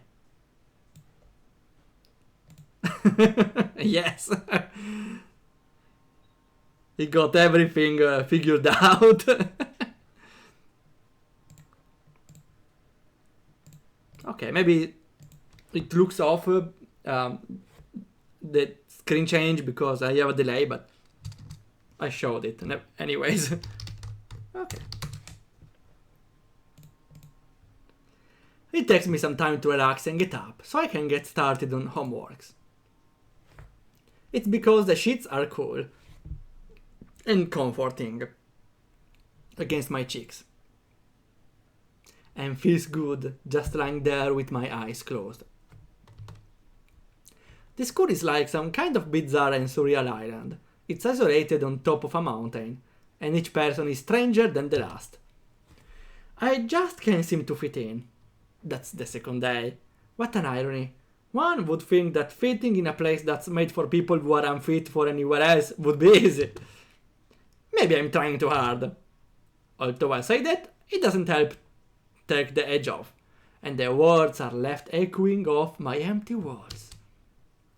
I guess it's not as bad as I expected though. This place is really more a school and less a hospital pretending it's a school than I thought it would be. If nothing else, the scenery is beautiful. I open the eye, seeing the school blocks and the bottles of pill arranged side by side. Maybe this place is too much like a normal school after all. Yeah, and that's positive. Good night! I really like the main image of the game. A heart with a patch on it. Well, it could be a nice moment to save. We're almost 2 hours in. Wow, that's a lot. I feel very tired this morning, probably because yesterday itself was a very tiring day. On top of that, I woke up far earlier than necessary. After saying hi to Shizune and Misha, I start doing the work as instructed from the board. Looks like today is going to be heavy. I don't have a problem with that though. Shizune and Misha might jump on me trying to get an answer about whether or not I've decided to join the student council, even if it's just one day. I wouldn't put it past them to try, and I don't have an answer for them if they do. So the situation is convenient for me. About 10 minutes into class, Hanako is the girl with a scar. Walks in and takes a seat, but no one looks at her. The teacher doesn't even comment on her lateness. Probably because she's very shy. Maybe she has some sort of anxiety. He does, however, stop us to say that we are going to break into groups again. I turn my head and see that Shizune and Misha are looking at me. Shizune gives me a smile that is equal parts cute and menacing. This is a smile that says, "We have you now, there is no escape." Icha, looks like we are together again, yay yay! Oh no, they come closer! Misha leans sideways, while Shizue pushes her desk closer to mine. There really is no escape now, unless I were to jump to the window. Jumping out the window isn't the best option, sadly. Why do you want to leave? What's wrong, Ichan? Oh, Ichan, have you been thinking about what you said yesterday? You said that you would think about joining the student council, didn't you? It's okay, Ichan. We were talking about it after you left. Would be rude to expect you to already have an answer from us this early, right? Right.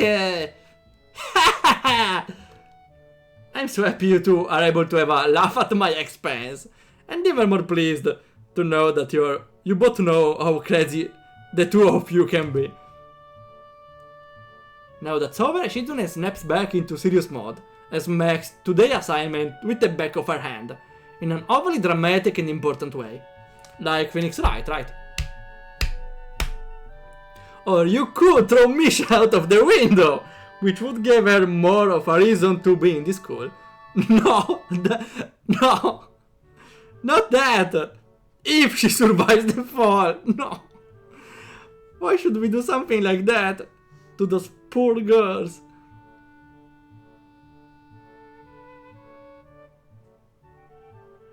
I had a thought in my mind, but I already said too many controversial things. Maybe I should restrain myself. So... Never mind. How does a... No, wait, never mind. No. Shizune is deaf, not mute, but she cannot really know how to talk. So she can actually scream. That was my doubt. Shizune snaps back into serious mode and smacks today's assignment with the back of the hand. Okay. When I look at the stuff, it's mostly just reading. In fact, there are only 2 problems. And they are in front of me. No, I'm kidding. Yeet the child. Little Mori, let's make a Mori reference. Wait, if you make a Mori reference, we are also making a 15 reference. Right? Well, not really a child, but a little more grown up. Deaf people can talk about weirdly. Yes, there is actually a deaf people, a deaf old man in my same zone. Sometimes I hear it talk to my mother. Sometimes when I don't know. Sometimes I hear him talk, but it feels like he doesn't know he can't talk properly. I don't know. One time I remember there was a clock ringing in a home, and it was ringing for like 20 minutes because it didn't hear it. The neighborhood. Okay, thanks. I forgot the term. Unfortunately, this old man sometimes doesn't know about the sound he makes, and so when I cross him, he says something. To be polite, I pretend to understand and make an embarrassed greeting and continue by.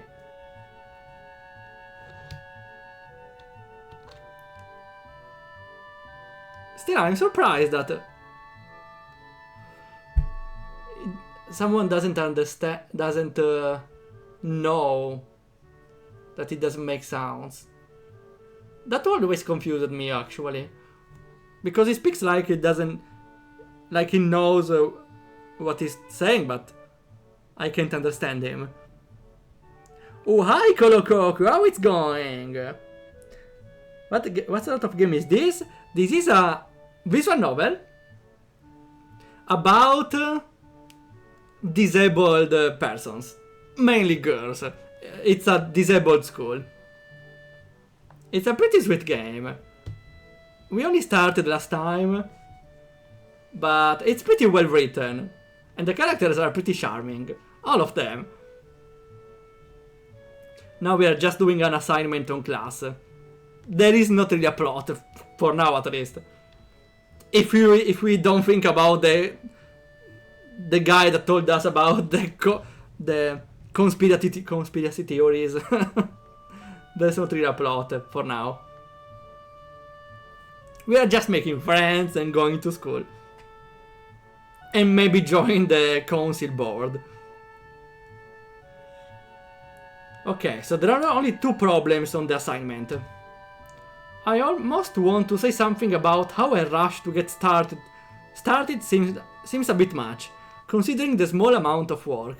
In fact, Shizune properly knows how little there is, and simply doesn't care. I usually play and make games that are all about breaking bones, so this is interesting. Well, I have a soft spot for visual novels, and paradoxically, it's one of the games I love streaming more. Even if it doesn't really... It's not really a type of game that a lot of people stream on Twitch. Oh, I realized I forgot to start a stream on the other platform. Oh well. Oh, also there is a twist here. We have the not safe version. I have though a shield here, which means I have a 5-second delay to hide stop any scene that may be inappropriate. I'm fairly protected. And arguing about the obvious fact that Yuko, the librarian, is the best girl. Well, for sure it's the most relatable one. Shizune knows how little there is about... Oh wait, I forgot about the sentence. No, okay, never mind. They want to work even if there is not much to do. Well, that's actually one of my problems. I do things last minute. Even if it's not that much, I do it last minute. I did my essay of the university in 1 week. 1 week. For the final thesis of university. And I passed.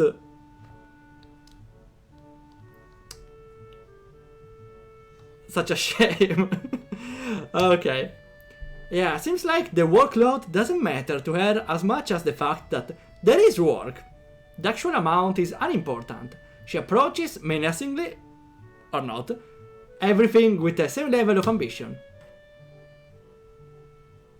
While I'm reading, I let my eyes wander around the room, and I catch Hanako trying her hand at solving the problems.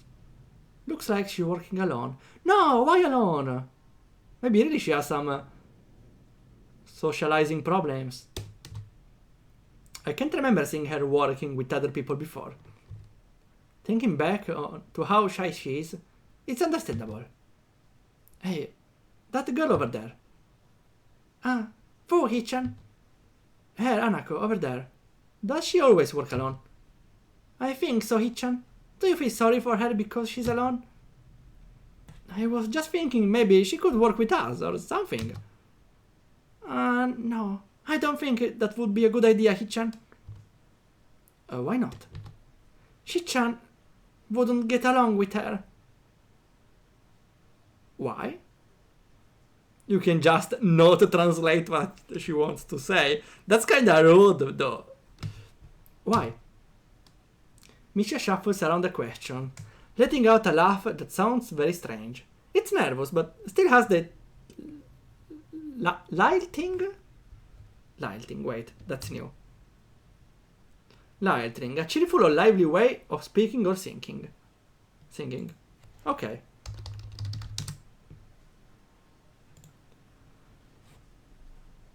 Still has the lightning up and down quality present in everything she says. Just because, Ichan, that's not an explanation. By now, Shizune has noticed our conversation. And it makes me realize again how Misha has been signing everything she has been saying this whole time. What, Shichan? The friend of my enemy is my enemy? That sounds so harsh. I'm not going to say that. Because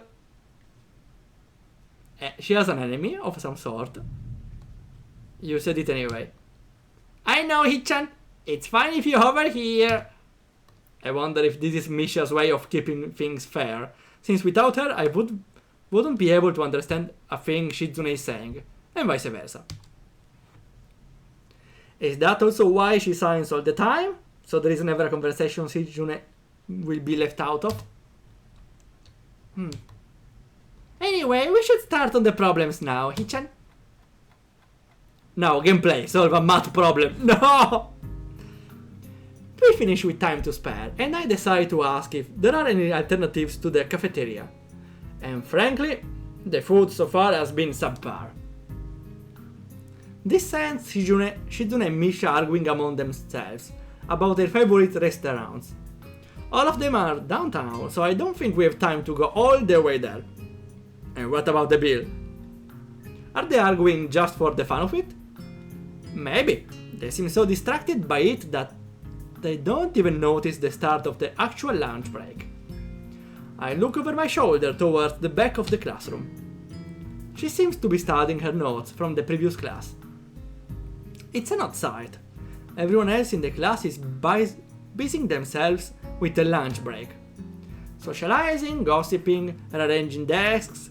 The ones with actual boxes lunches, mixed and chattering like everyone else. All interrupted by short bouts of eating. Wait. The bouts is new. Bouts.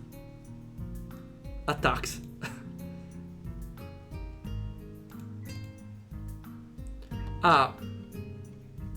Maybe some sort of instance of... I will check more about it later.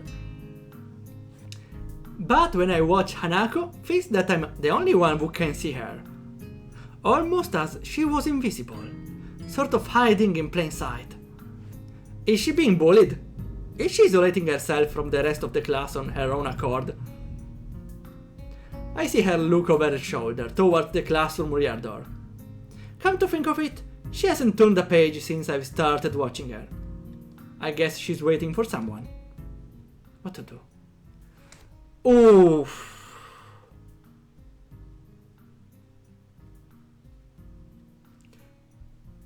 A choice. Help. Okay. What we know so far. Shizune doesn't seem to like Hanako because she's friends with someone Hanako doesn't like. So there's not really a reason. Not really a more deep reason for it. Apparently. Also, she probably has some problems with socializing with other people. I don't know if she wants to be left alone though. Well, at least I need to understand. We can risk it the first time. And if she really has a problem where...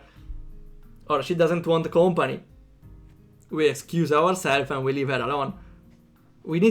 I think that's the best opportunity to get to know why she is not with anyone. Let's go, sure. I still feel bad for making her run away yesterday, so I'd better say something. Hey there, Hanako. Isao! Well, at least she remembers my name. I just wanted to apologize for yesterday. I didn't mean to startle you or anything. I'm just new here and thought I should get to know my classmates. As Hanako looks up at me, I notice her scarring once more. Even on her hand.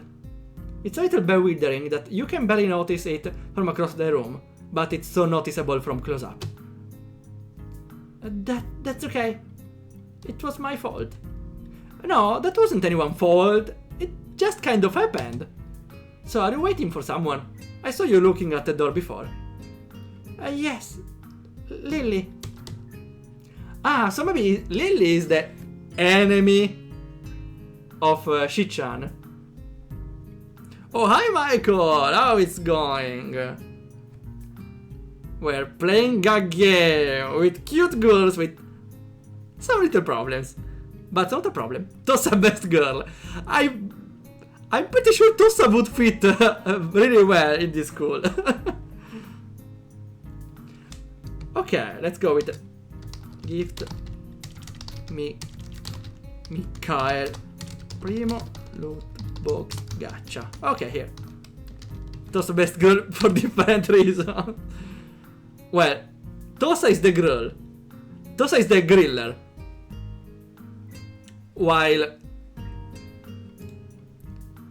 Hanako is the grilled. Wait, does she have those scars because she hugged Tosa? Feels like it. You got I didn't see. You got level legendary. Congratulations, Michael. You won. You got the Goddess of Life. Congratulations.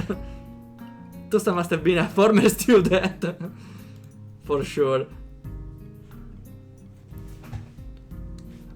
Oh, you mean Lily the blind girl? Anako only nods in response. I can't help but wonder if defining people through their disabilities is a folk's pass of the worst kind or just normal here. Well, that's a good question, because referring to someone as yeah, her the fat girl surely is disrespectful and offensive. Of the disability those... Sorry, mosquito. Ah, I need to save my life, sorry. Ah, no. I'm really sorry, I need to save my life. It's up there. I need to catch it, wait. I need to take my weapon. Stay here.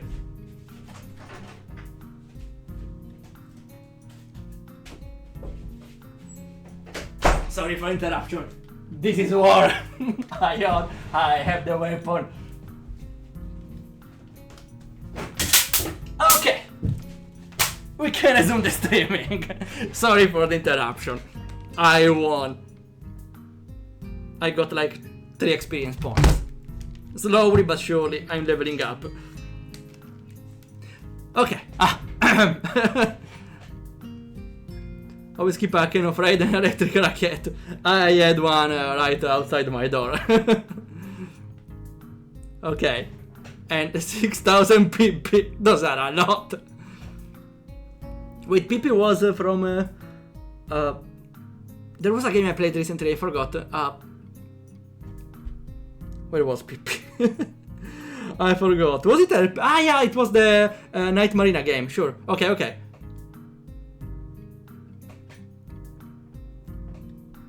No, Demon Souls... wait. Oh. Never mind, I confused it with the other RPG Maker game. That's right, from Yotipungo. Okay. I remember now. Whoops. Tosa tried to grill her. Maybe she tried just to hug her, which is still dangerous.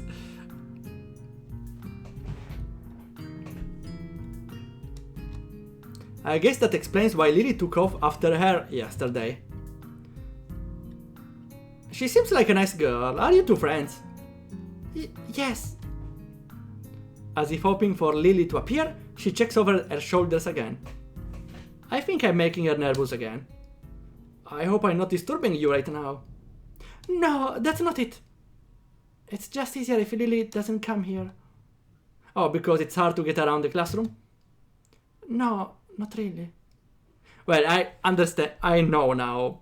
Probably, or surely because she doesn't like Shizune and vice versa. Or vice versa. Hanako gaze drifts past my shoulder and towards Shizune. Yeah. Shizune? What about her? Don't they get along? Hanako shakes her head. Clearly this is something she doesn't want to talk about. Does make a strange sort of sense. Shizune and Lily not getting along so well. Communication between the two would be all but impossible. It's hard enough talking to Shizune through Misha, even when you can see whose hands are talking. Hanako is so focused on Shizune that I am the first to notice Lily at the door. Oh, she's here now. Hanako spins around to confirm this. Upon seeing Lily, she moves quickly to the door. Here she is! Lily!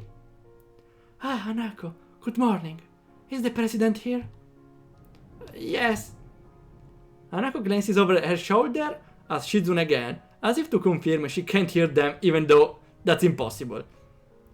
I suppose we'd best be off then. Lily's sigh and tone of what seems like frustration makes me raise an eyebrow. I guess there's some kind of enmity between the two. It's intriguing, but not really something I'd ask about. I'm sure if they wanted me to know, they would have told me. It's only my 3rd day here. I should be trying to make friends, not finding out why people are enemies. Lily is in another castle though, isn't she? Another classroom, right, but feels out from the castle, that's right. Still, it's a little funny to find out that this school has little feuds, like my old high school. Another Risk reference. My lord. Even if people are more tolerant of others, they're still going to get on each other's nerves. Lily, how are things? I'm sorry I made you run off yesterday. Oh my, isn't that Isao? I didn't realize you were here. Seems like Lily is a little embarrassed about being so frank in front of me. Or... yes. Sorry Lily, I thought you realized. No, it's right, Hanako. Isao, please don't worry about yesterday. It was just a misunderstanding. If you say so. I'm still working this place out. I'm sorry, your disabled wife who's in another classroom. That sounds more like it, but... sounds weird. Well then, I think you'll find most people here a lot more forgiving than elsewhere. If you are feeling a little confused, please don't be afraid to ask questions. Sure, I remember that. Lily... Lily gives a small nod. I'm sorry, Isao, but we must be off. Hanako really doesn't look all that comfortable here right now, and Lily still seems a little embarrassed. I wonder if my apologies really made an impact. Mind if I accompany you two? I know I'm kinda pushing it, but Lily hums quietly, still smiling. I'm sure that we could accommodate you, can't we, Hanako? She looks at Lily, then at me, and then she freezes, wide-eyed. Sure. Well then, shall we go? I'm sure Lily wouldn't do this so easily if she saw how scared Hanako looks, but it can't be helped now. Oh no. A horrible event destroys your people, resourcing income from a week. At your service, my lord. Shut up. Everything is lost. Declining after the deal is sealed would be only cause confusion and problems. Ah, Van Gogh jump scare. So we leave, all three together. Lily walks beside the wall, letting her cane gently tap against it every now and then. Hanako comes along right beside her, so close that she's practically half-hugging her as they go. Although it must make her walking that much harder, Lily takes it in stride. As we turn around the corner of the hallway, something hits me in the chest with the force of a steam train. Hanako shrieks a little and my vision briefly goes black. Dead. We get another character here. Opening my eyes, I see a pair of saucer-like green eyes looking at me. Enemy stand! It's clearly another stand user from the design. Did I hear knocking? No, it was from me. The meme. Yeah, I actually saw the meme. Opening my eyes, I see a pair of saucer-like green eyes looking at me. She's cute. She's missing something though. Still cute, still very cute. They belong to the perpetrator, a short girl who bumped into me and has now fallen down onto the hallway floor. She wears a physical uniform and a very worried frown. The former strikes me as a rather strange thing to have on during a lunch break. Don't you know think anything else? Really? More striking than that though is that she doesn't have legs. Or she does, but they are not flesh and bone. Her pale and very much flesh and bone thighs end in shins and feet made on some black metallic or plastic-like material. They look disturbingly artificial and unnatural. Almost makes me forget that my chest is hurting. The girl winches a little, rubs her nose and jumps up. Aww, even the portrait is cute. Oh man. Oh, I now realize, twin tails! Yay, I love twin tails. She has half legs. Ah yeah, because it's the part from... half of the part from the middle up. Oh man! Are you alright? I'm sorry about that, really. I wasn't looking where I was going, and you just came out of nowhere. Sorry. Okay. Yeah, she's apologizing because she's actually at fault. Yeah, because I didn't see her, she was running. Yeah, she doesn't have a leg to stand on. She's looking really apologetic, in the hurt puppy way of looking apologetic. I'm sorry for the joke. I'm sorry for the joke. I quickly forget about being angry or anything, since hurt puppies are my weak spot. It's okay, don't worry about it. Ouch. Oh no, no, we have a problem. We're about to die again. Also running in the horse.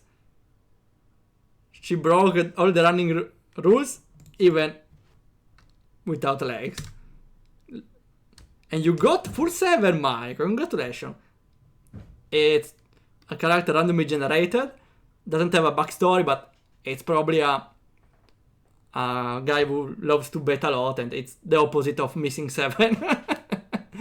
The name came out randomly.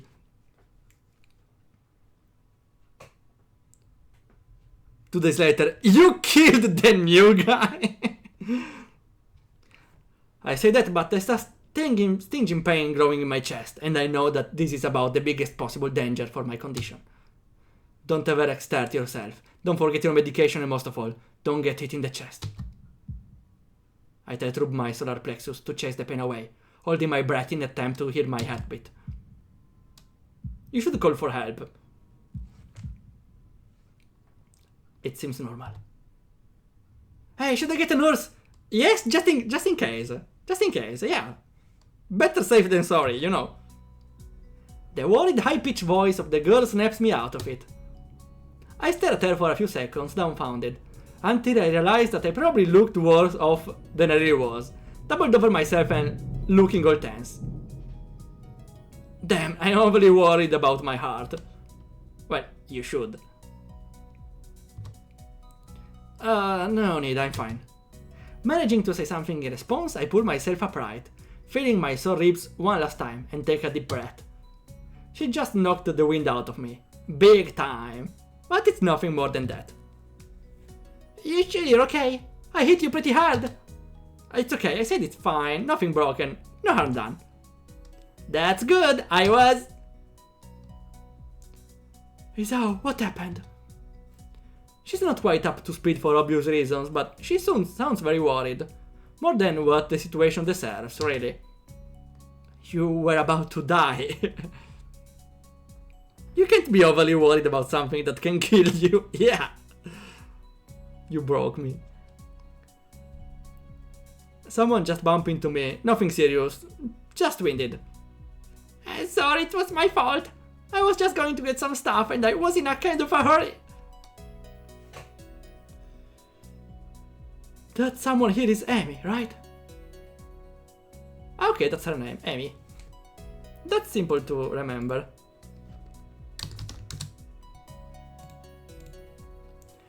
The little girl coughs quietly and shuffles her plastic or metallic feet, looking down at them before saying anything. Hi, Lily. Hanako. I guess the girls know each other's. Do please try to be more careful. You might be sturdy enough to endure those sort of accidents, but there are people who aren't. The girl blushes and starts to fidget nervously, like a little child caught misbehaving. It's so cute I find myself smiling. Yeah, she's cute too. Okay, Michael, have a good adventure. I know that was just... gotta go. Teacher will have my head. I promised to help with printouts, but I went running instead. Sorry, I got to change and everything. Before any of us can say a thing, Amy has already bolted away, leaving the hallway eerily quiet. Does that kind of thing happen often around here? There are more rules in Yamaku than usual for running in corridors. But that rarely stops Amy, seems like. She shakes her head weakly and offers a slight, composed smile. I don't think there's anything we can do to stop her, I'm afraid. Shall we be off then? Lily heads off along the hallway, and Hanako hurries after her. The route to the room the two use for tea is fairly simple to retrace, being still fresh in my mind from yesterday. Lily and Hanako quickly go about the business of making lunch. Well, she doesn't skip leg day, that's for sure. Oh no. Before I can even open my small bag of food, Lily is busying herself with her thermos and tea bags, as Hanako is setting out both their lunch boxes. So, is this what you meant by coming here almost every day? Ah, that was Hisao. Yes, Hanako and I usually have lunch here. Suits both of us, so we ended up using this room regularly. After seeing Hanako's reaction to me over the past couple of days, I can understand why this is a boon. That and Lily being able to get some quiet away from her class. I take my seat here, last, after Lily's poured the tea for us and sits down. Aww, we have a cute image here. That's cute.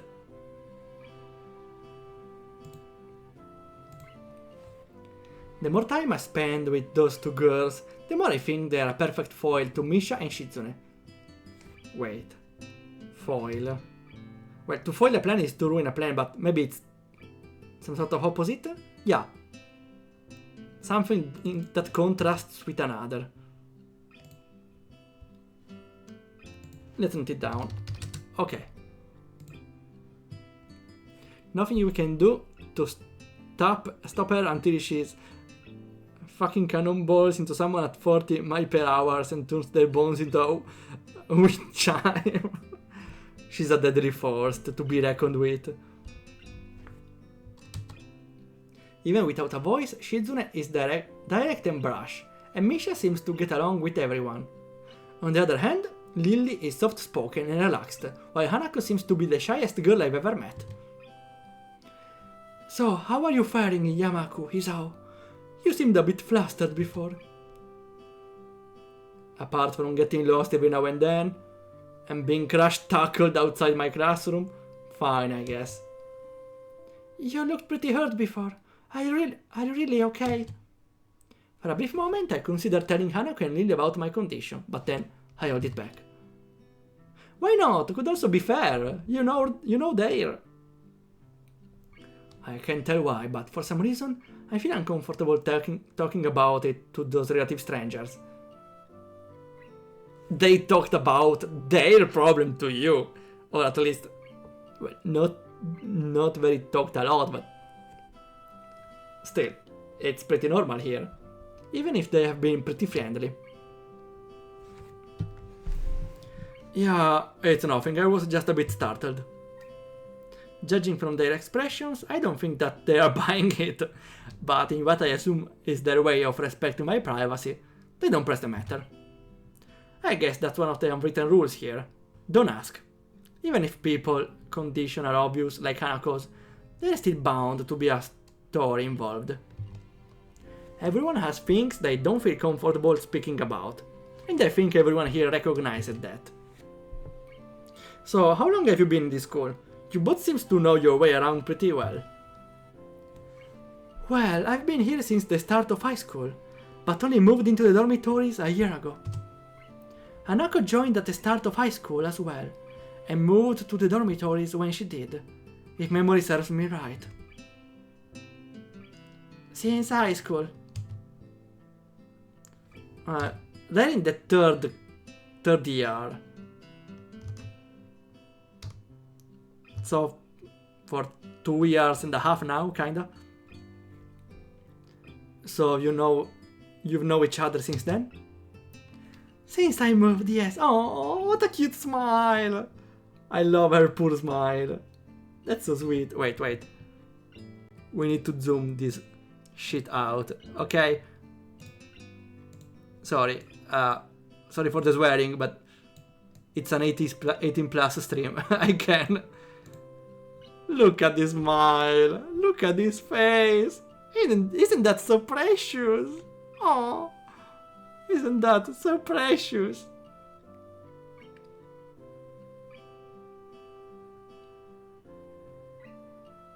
My heart is melting. But let's resume the game, okay? Since I moved, yes, Hanako lives next door to me, so it's only natural, right? Let me also screenshot the game. Perfect. Right. Yeah, of course.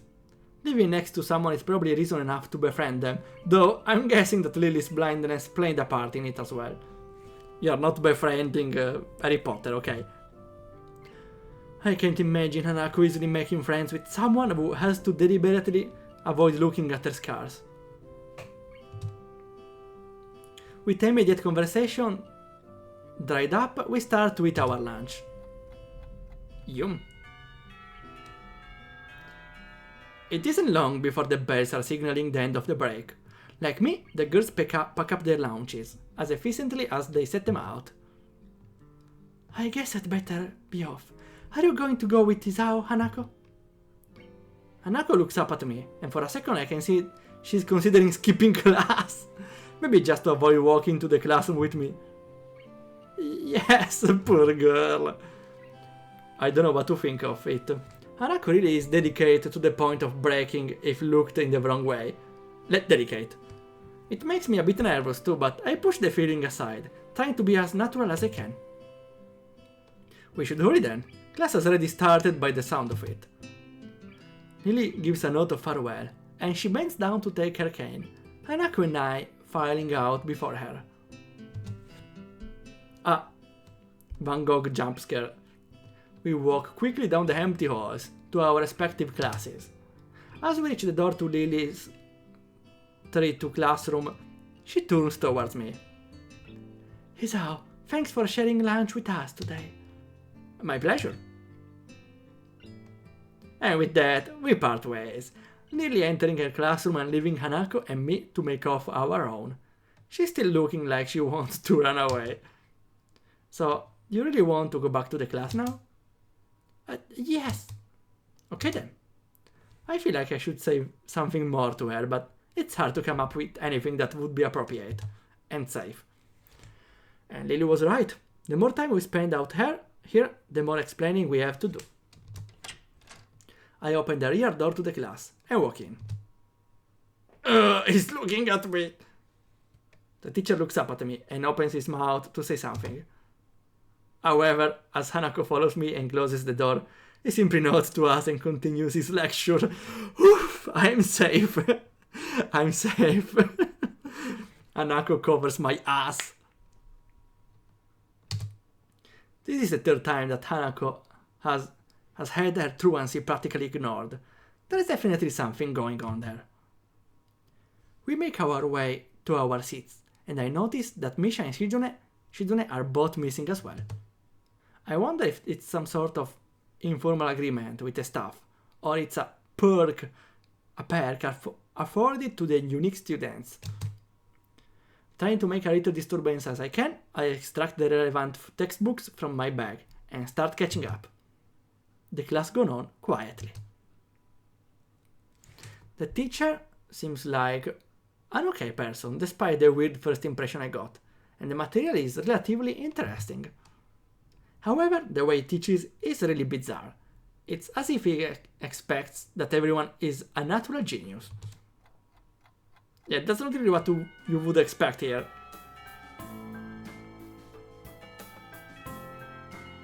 When the final bell sounds, I realize that there is a lot of time left in the day, and I'm left wondering what to do. Is the game start? I wonder if there is a point where we unlock the possibility of for each choice we can go to a library, in another classroom, I don't know. It's odd. At the hospital I had 24 hours a day of free time, but here filling the considerably shorter hours feels difficult. Everyone else leaves, and I'm left alone with the teacher. Oh, why the teacher? No, no, no.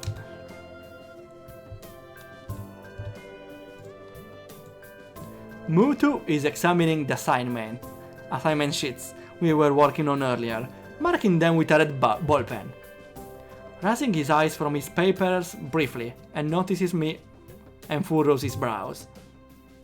What is it, Nakai? I jump at him addressing me, but I guess it's natural to spark some conversation, since there is no one else around. Nothing, thinking about what I do after school. The teacher slowly puts the cap on the pen. Oh, no cap! And is holding and arranges his papers into a stack, clacking it against the desk twice.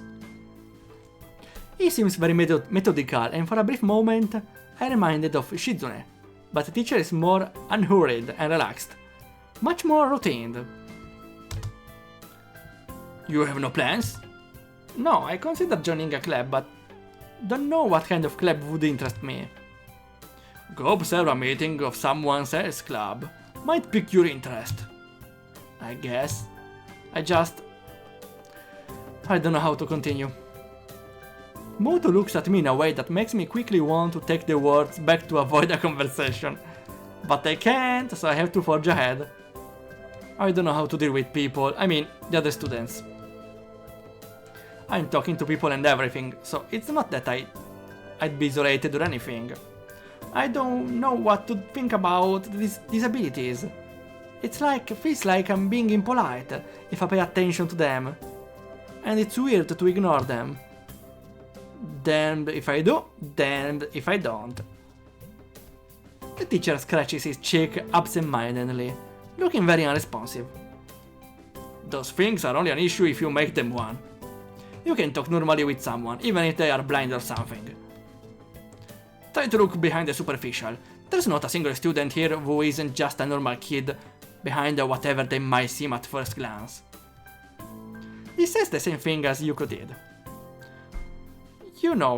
I know they're right, but it's hard. How can you not consider, for example, Shizune deafness, when the only way to communicate with her is not talk through Misha? Or Hanako. It's not like you can ignore her face. She's pretty cute, right? I know. But I'm interrupted by the door of the classroom suddenly slamming open. Here she is again. Teacher! Misha crashes in, hands straight in an enthusiastic greeting, her voice loud and lively enough to wake the dead from their graves. She starts towards the teacher desk with her bouncing step, hands energetically swinging within the rhythm. Muto, visibly dismayed at the interruption, and Misha in general, slumps in his chair. Somebody! That's how you enter the classroom, I see. Mikado. Okay, I forgot her name. Misha stops in her tracks and looks around cluelessly, as if she's sensing from his tone that something's wrong, but has no idea what. Yes? I've talked about volume control before. Yes? But she doesn't lower her voice at all, and the teacher just rubs his eyes. So what it is? We need help, we are running out of supplies for the festival stands. This is a distress. She waves a pink slip of paper she's holding around. So go get more supplies from the art room. What's the problem with that? Plywood. Plywood is always the problem. Last time we wanted more, there was only a little. But that time we just took it all and went with that. No, there's like none left here. So do you know where there is some? We need to go to the quest to the forest dungeon, probably. Would be honestly cool a JRPG in this setting, you know? Every character has some bonus or some negative effects, and you need to balance them out correctly. For example, Lily misses a lot of physical attacks, but she excels in magic, for example. Also, Hanako is weak to fire, but is very resistant to ice, I don't know. Also,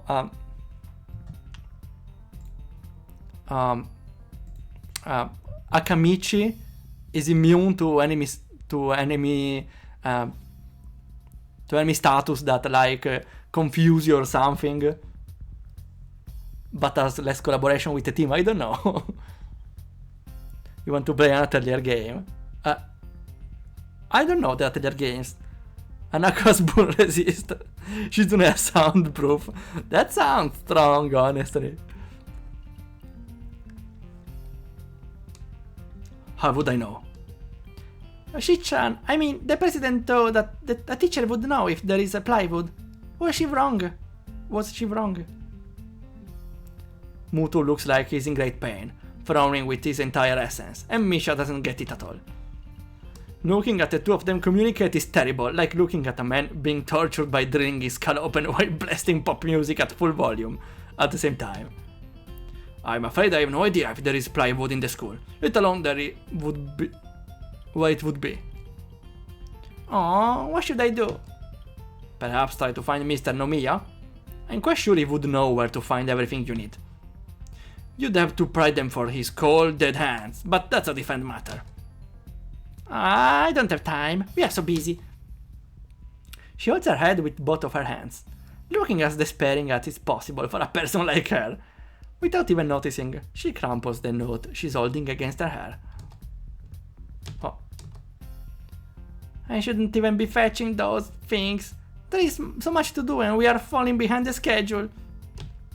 Please don't guilt trip me into joining the club. Lily is like Ruda from the second half of the year, right? She misses physical attacks, but... Well, Ruda wasn't really actually good with magic. How... So, I forgot, Rudra was very weak in the second part then, since it just misses. Well, sometimes he hits, but still. Well, he was strong when there was the dark section, though. Muto looks at her gravely and then suddenly smiles. Smiling doesn't really fit his face. I think it'd be better if it didn't. I wonder if you could get some temporary help? No, don't look at me. Yeah, he was immune to blind because, well, reasons. Obvious reasons. He switched to staring at me focusedly, with a hard expression, as trying to say, go make some friends. No. Not socializing. I guess I can give you a hand. You can, thanks, Ichan. You're really nice. She pauses, does a double take and then points at me with her finger, yelping, ha! And looking very puzzled. Came to think of it, what's Ichan doing here? Class is over, you should be having fun. We just had a little chat. Oh no, it's not attention, right? Are you in trouble, Ichan? No, I'm not. Is Ichan in trouble, teacher? No, he's not. Muto sighs deeply and I feel that I have to help Misha to get her off the teacher's back. So, what do you need? Hairstylist, I can try to find the plywood from somewhere if there's none in the art room. She offers me the note. I take it, hesitating a bit. You socializing. I said I help you, but this has no implication on whether I'm going to the council or not. Oh. Still, thanks Ichan, try to be quick. We are in a stall building stick now. We must hurry. She bounces off the classroom, leaving me and the teacher looking at each other with something that feels like a silent agreement. Well, there you have it, Nakai.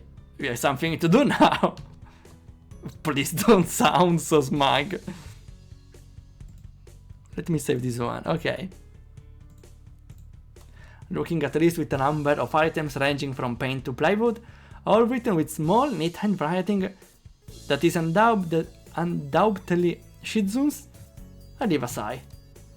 I'll be going then. Waving the long list limply at the teacher, I exit to the hallway. Oh, Bangkok jump scare. Okay, after this scene we probably will end the stream. The classroom closest to ours are designed belonging to classes 3-1 and 3-2. And 3-4 on the left side. Each door looking exactly the same. But we still have the awful Van Gogh drawing, huh? Further down the corridors, still with the identical doors, are rooms that I didn't think were used for classes. I guess the art room is not a classroom as such. I carefully push open the furthest door and peek in. Okay. We probably meet a girl here. Probably... Amy. I don't know. I feel like we still need to understand her. Okay, we can stop here the stream. Today is a little early, but we still did 2.5 hours. So we had our fun.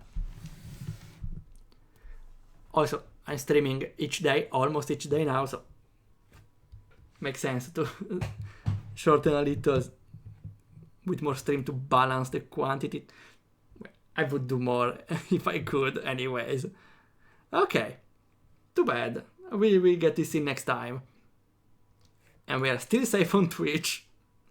Well, of course, it's not like there's porn straight at the start, so that's good. Okay. So, that's everything for today. We will continue next Saturday and maybe get to know more this Amy. Because she was also cute. Every girl is cute here. That's really surprising. Okay. So, we have someone to raid also. Okay, so, thanks a lot for coming by. We'll see you the next Sunday. Please stay for the raid. And we'll see ya whenever happens.